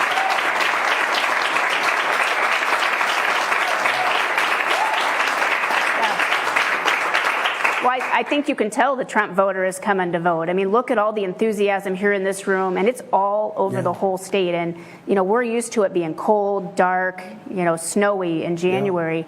But we're also, we remember what it was like when you were president, and people are on fire. They are going to make it happen on caucus night. They're not going to stay in their warm house. They're going to go and they're going to caucus for you, President Trump. We just need to make sure everybody gets out and does that for you. I hope that's right. And I think it is. They just had a poll. They just had a poll that just came out as I was leaving. I don't know, there's so many polling companies, but they're all very good. We had one fake poll that came out of CNN, and, Fox puts it on, everybody puts it on. They're so happy. But even that, I was leading by like 9 points. It's pretty good when you're leading by 9 points. This is in New Hampshire. In Iowa, I'm leading by 30 and 35 and 40 points in every poll. They can't find a bad one, so they, try and report it as little as possible. But here we're leading big. In New Hampshire, I think we're leading really big outside of one fake poll, fake news CNN. And that's why nobody watches it anymore, right? That's right. But we're doing great in New Hampshire also, I think. Really good.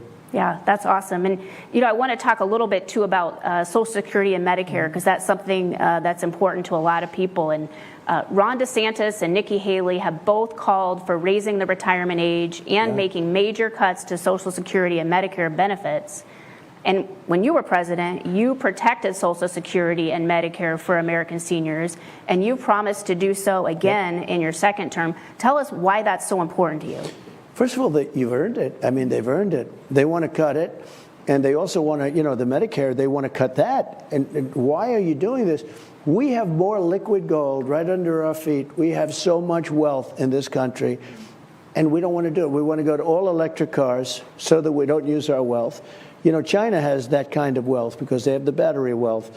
But electric cars don't go far. They're very expensive, and they're going to all be made in China. That's why I think We had a poll just come out, and we're 11 points up in Michigan because the auto workers and, South Carolina way up to wherever you make autos, because the auto workers understand if you go all electric, you're making those cars in China. They're not going to be made here. They're going to be made in China. And in addition to that, you should be able to buy electric cars, but you have to buy gasoline, combustion. You have to buy anything you want. You shouldn't be restricting it to electric. You go to California, I was there this summer, and you have blackouts and brownouts all the time, and now they want all their cars to be all electric. The problem is, though, with the car, the batteries are somewhat expensive, but they're really, they can be very dangerous, you know that, and they can be very big. They take up a lot of room, like they want to go all electric trucks. And half of the capacity that the truck is supposed to use for load is going to be a battery. But the other problem is they just don't go far. They just don't go far. A truck will go 300 miles, a big, an 18-wheeler, go 300 miles, and on gasoline, you take a Peterbilt or, one of the great companies that really do great jobs, they'll go 2,000 miles. So you go 2,000 miles on diesel, and the tank for the diesel is very small compared to the battery.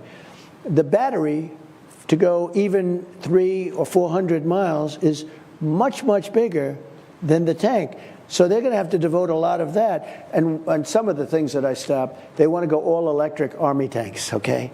The problem is they don't go far, and it's a different kind of power also, by the way, but they don't go far. You say, what are they doing? And I somewhat joke, I'm trying to be sarcastic about it. I say, they go into obliterate a country, an enemy, because they want to make the atmosphere nice and safe, nice and clean. We want a pure, clean atmosphere as we knock the country to hell. The whole thing is crazy, and the battery is so big that to do it properly, they'd have to pull a truck behind it to carry the battery. Can you believe it? Unbelievable. So they want to do that. They want to do the boat. Now they want to do boats. They want boats to be all electric. The whole thing is so crazy. I call it the Green New Scam. Yeah. Not the Green New Deal. It's a Green New Scam. Right. Terrible.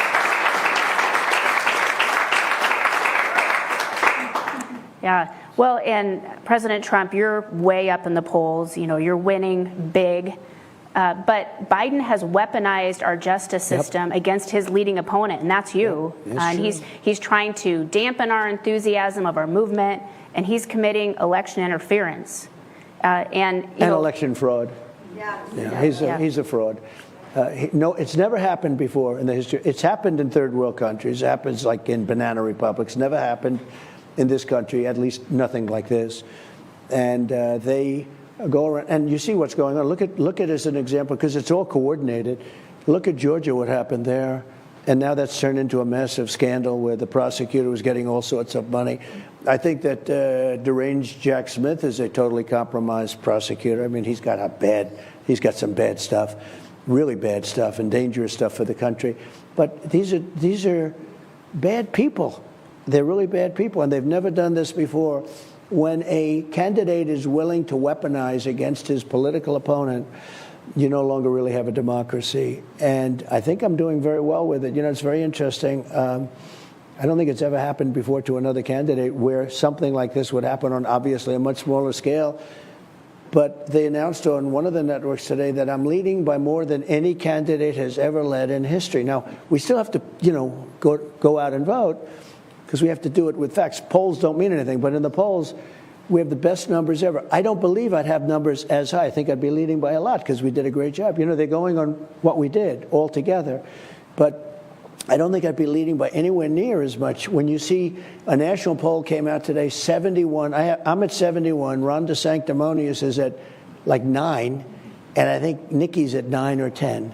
And she may be replacing him. He spent... he's gone through about $250 million, and he's only gone down, so there's something wrong. But if they didn't weaponize, I probably wouldn't be doing as well. So that tells you the people understand it. I got all these judges, they hate me, like in New York, they hate me. It's so, it's radical left, crazy judges, they're crazy. And you take a look at what's happening. You have trials, and they give you a verdict before the trial starts. They gave me a verdict in New York before the trial starts. I had another one. I have to go, and I said, could we have a day off? My wife's incredible mother. This was an incredible woman. My wife loves her so much. The First Lady, her mother died. and one of the most incredible people. And the judge says, essentially, you can't go to the funeral because we're not going to give you the time. So if I go to the funeral, I can't be at the trial. They're not going to hold up the trial. Now think of it. There's a radical left judge, Kaplan. There's a radical left judge appointed by Clinton. And that's the way it is. The Democrats play that way. The Republicans don't. Republican judges, in all fairness, they want to be, they go overboard. If I appoint somebody, they go overboard to give the other side the benefit of the doubt, okay? Absolutely overboard. Whereas the Democrats, if they get appointed by Obama or Biden, they're down and dirty. They say, I don't care. It's a whole different thing. And people can say that's not true, but it's totally true.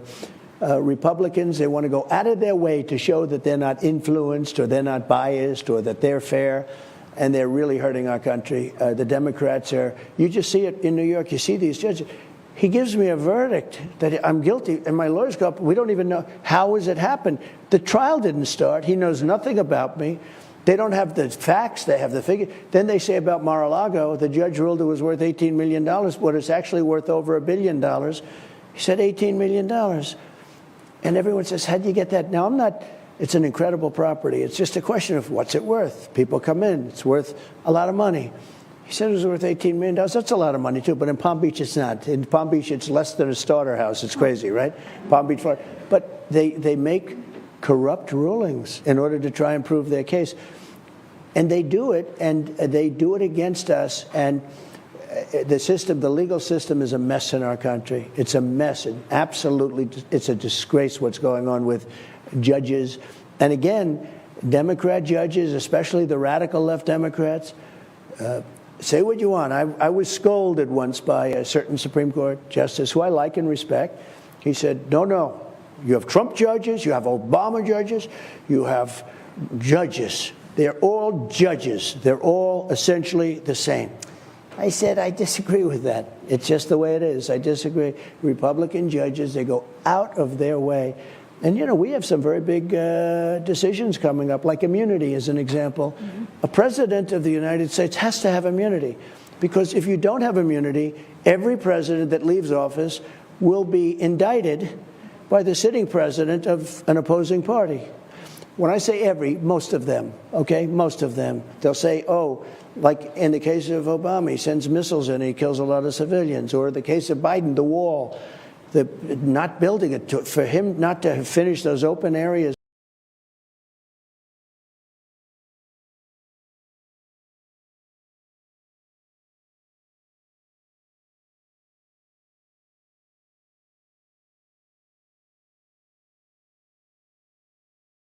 For him to allow people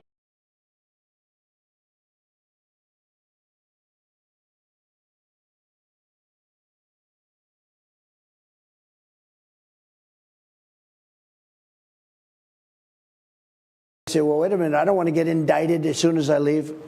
And you'll make some decisions that are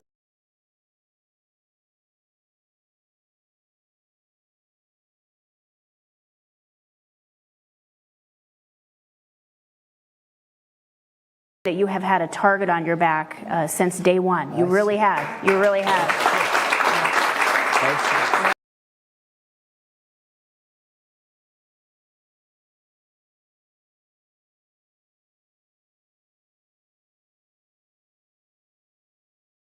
That's huge.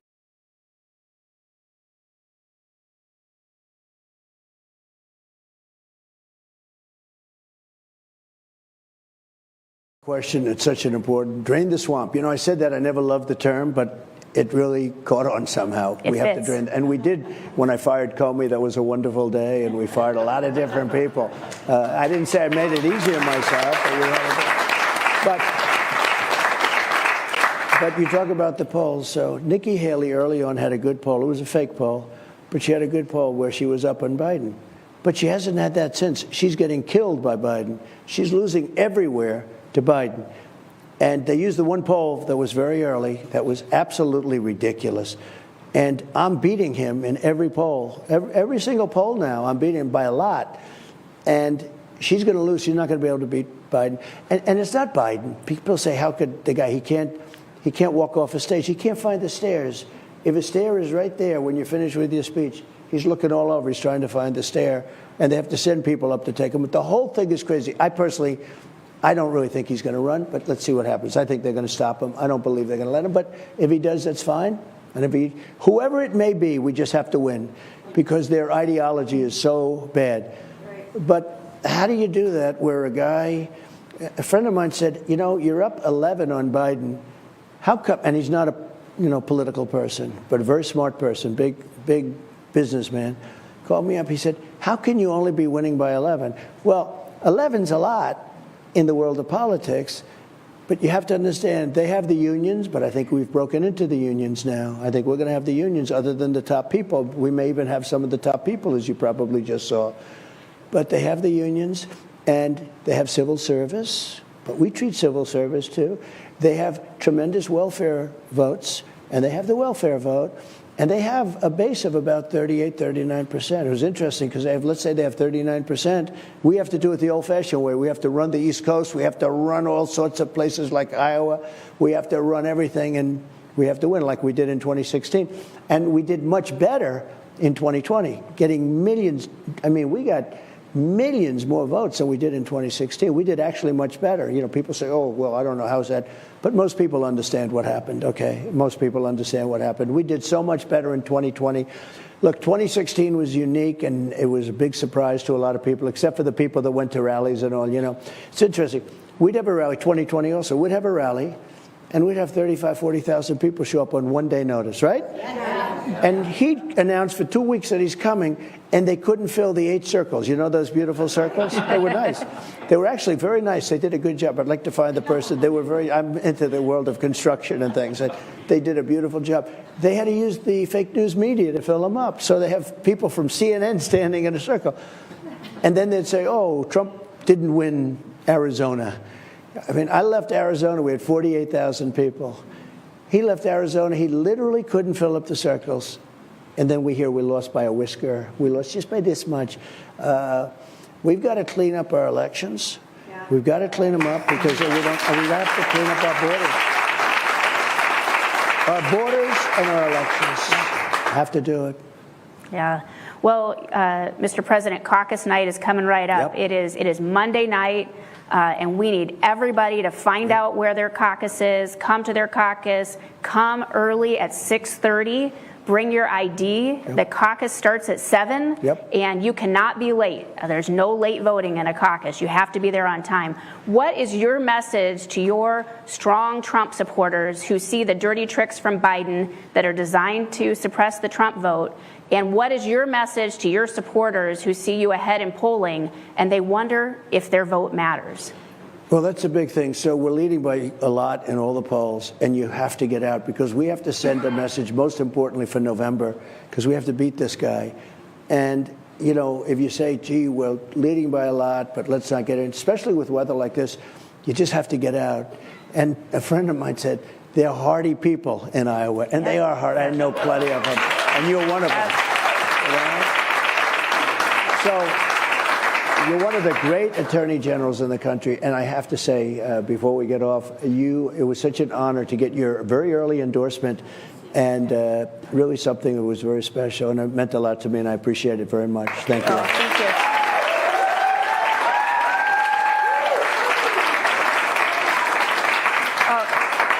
I was glad to do it because we need you back as president. Iowa wants you back. The whole country wants you back in the White House. We need you. Thank you. We'll do a job. We will not let you down. Okay. Thank you. Thank you very much. Well, I think we heard it straight from you. It's absolutely important that people show up to their caucus site 6:30 Monday night. That's right. You have a big lead, but you need them to be there for you to send that big message to Biden and to the whole country that sometimes the road to the White House starts in Iowa. This time it ends in Iowa, right?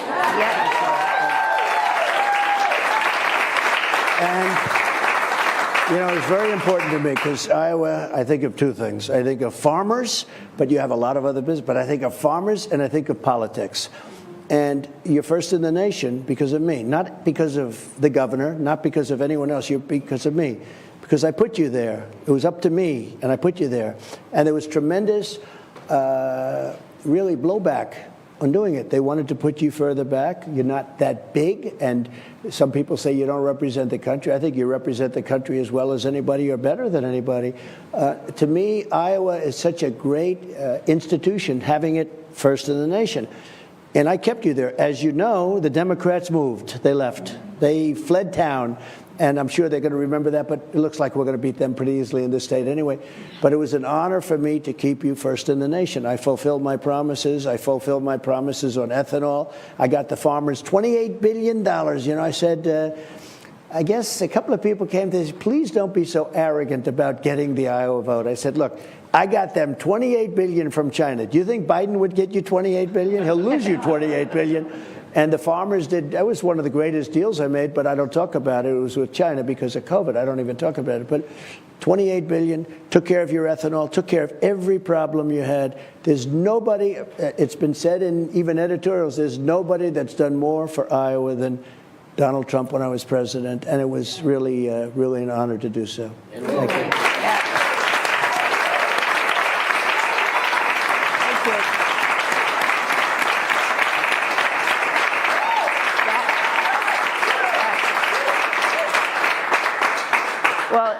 Thank you. Thank you. Thank you, President Trump. And now we're going to stay tuned for a special message from Team Trump that explains the caucus process. Oh, that's exciting. Yeah, it's important.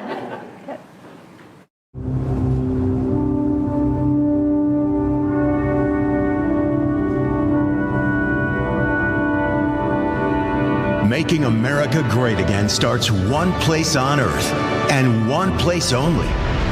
Right here in Iowa. Monday, January 15th, 7 p.m. Be there, because it's caucus night. Now you may say to yourself, Self, I've never been to a caucus. How does it work? You've come to the right place. Because for the next 2 minutes, Marlon's going to tell you everything you need to know about how to successfully caucus for President Trump. Caucusing is super easy. Before we get going, let's make sure you are eligible to caucus. Time to check with the lawyers. For that, here's Margot from the law firm of Dewey, and Chittister.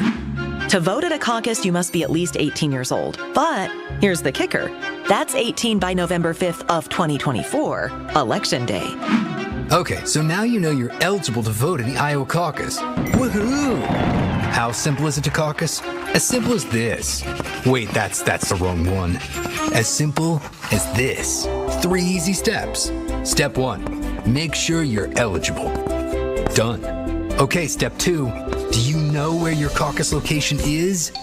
Now be careful, the correct answer isn't necessarily your regular voting location. I'm throwing you a lifeline here. You can easily find your caucus location and lots of other information by going to donaldjtrump.com/Iowa caucus. Now, a quick time management lesson. It's Monday, January 15th, Caucus Day. You wake up at 5 a.m. because you are so excited to caucus for President Trump. So what time should you get to your caucus location? Aren't you the go-getter? You don't need to be to your caucus location until 6 p.m., so no excuses for being late. And finally, step 3, register once you get to your caucus. Now, if the line is long, don't panic. I said don't panic. Sorry. The lines move very quickly, and once you're in line, you can't be turned away, so hang in there. Okay, starting exactly at 7 p.m., it's time for democracy to begin. First, you will hear a few brief speeches. Then paper ballots for voting will be distributed, collected, and counted, all in front of you. Easy peasy. And that's the first step to making President Trump our next president and making America great again.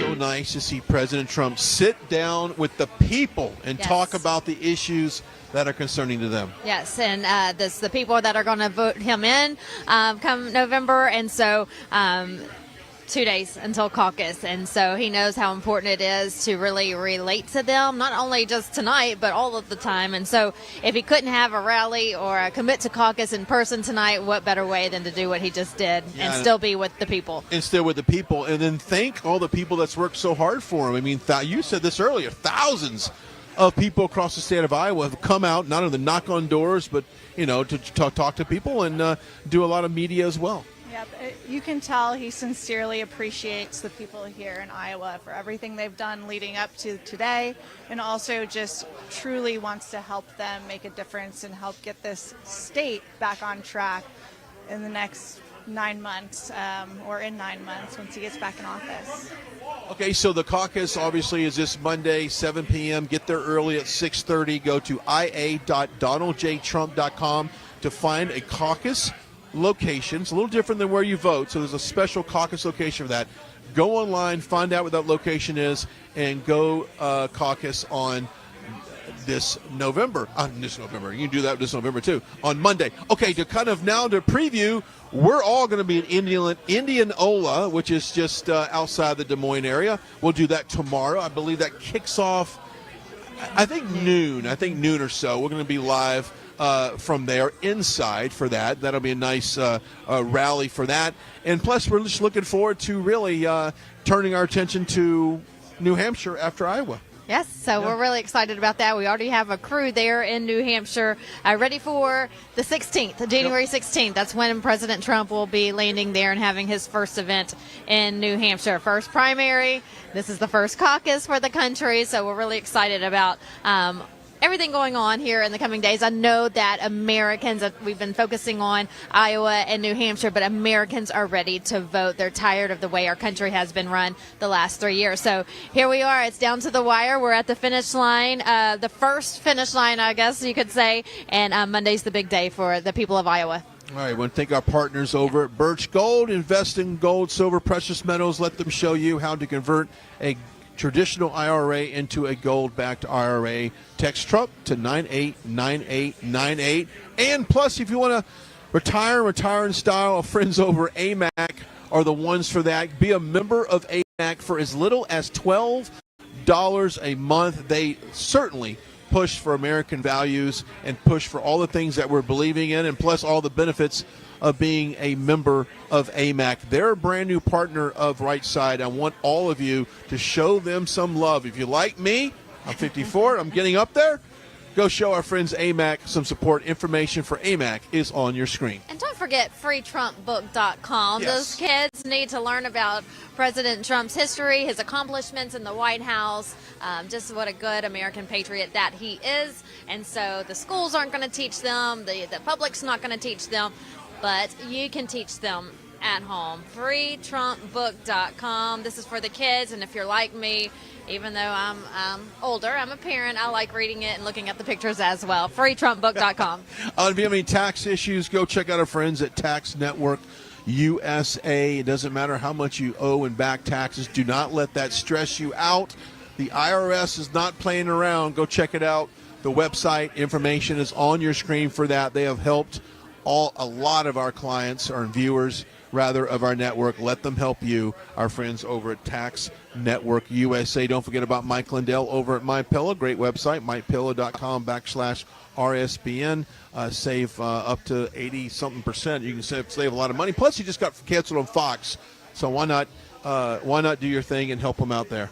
Shameful. I hate to hear it, but you know what? The great American people love Mike Lindell, and we're here for him. So go shop his website, mypillow.com. Put in the RSBN code for a special discount. Yep. Don't forget to sign up for our newsletter. Go to rsbnetwork.com/newsletter. You can also donate on that website as well. Get the newsletter, get special updates, articles right to your inbox, and then also you can donate as well. And don't forget to follow us on social media. Real quickly, I have been at 15,900 followers on Instagram for damn nearly a year. And I'm telling you right now, I'm the most shadowed man on Instagram. Give me a follow and get me up to that 16,000. I just want to do a test to see if it's actually possible, and if Instagram is that shadow banned on me. I've been real curious to see if that happened. But you can follow me across social media at Brian on True Social, and I'll try to give you a follow back. All right, and I'm also at Vanessa Broussard News on Instagram. If you follow me, then we're going to figure something out after this broadcast where we all tag Brian to make sure our followers follow Brian, because we're going to get you over that threshold. I don't understand. So go follow me on Instagram as well, Vanessa Broussard News. I'm also on Truth Social and X. You can follow me there. Darn Facebook. How about you? I am at C_Cypher on Instagram and on X. There you go. Follow us all, and we'll see you back here tomorrow morning, bright and early, as we're in chilly Iowa. For all Bright, you, early, and cold. Whoa, yeah. So all of you that are watching this right now, if you're out and about in Iowa, please be careful. And as always, goodbye. God bless. We'll see you back here tomorrow. Parents and grandparents, the 2024 Kids Guide to President Trump is here, and it's free. As a bonus, your child gets a free issue of Everbright Kids Magazine and activity book, and a free video lesson. Order now at freetrumpbook.com. That's freetrumpbook.com. My employees and I are excited to announce it's our 20th anniversary, and to celebrate, we're bringing you a limited edition MyPillow. The Giza Elegance MyPillow is made with the most amazing cotton, 2-inch pipe gusset, comes in 4 custom loft levels, and it's machine washable and dryable. When I got MyPillow, I'm asleep almost immediately. I stay asleep at night, and I wake up more well-rested in the morning. My patented fill adjusts to your exact individual needs and helps keep your neck supported and aligned. That's why we've been around for 20 years, because MyPillow works.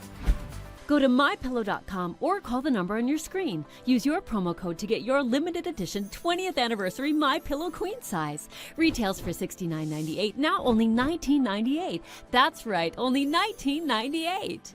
With my 60-day money-back guarantee, you have nothing to lose. Sleep well, America! What's up, guys? My name is Jaden Hurd, and I have a Christian show called Let It Be Heard, where we analyze culture and current events from a biblical perspective. I highly recommend you guys check us out. We now have episodes every Monday, Wednesday, and Friday. And basically, what happens is we react to videos, we have talking points, we have on guests, and it's very exciting. Come check us out on Rumble and the RSBN channel. God bless you guys.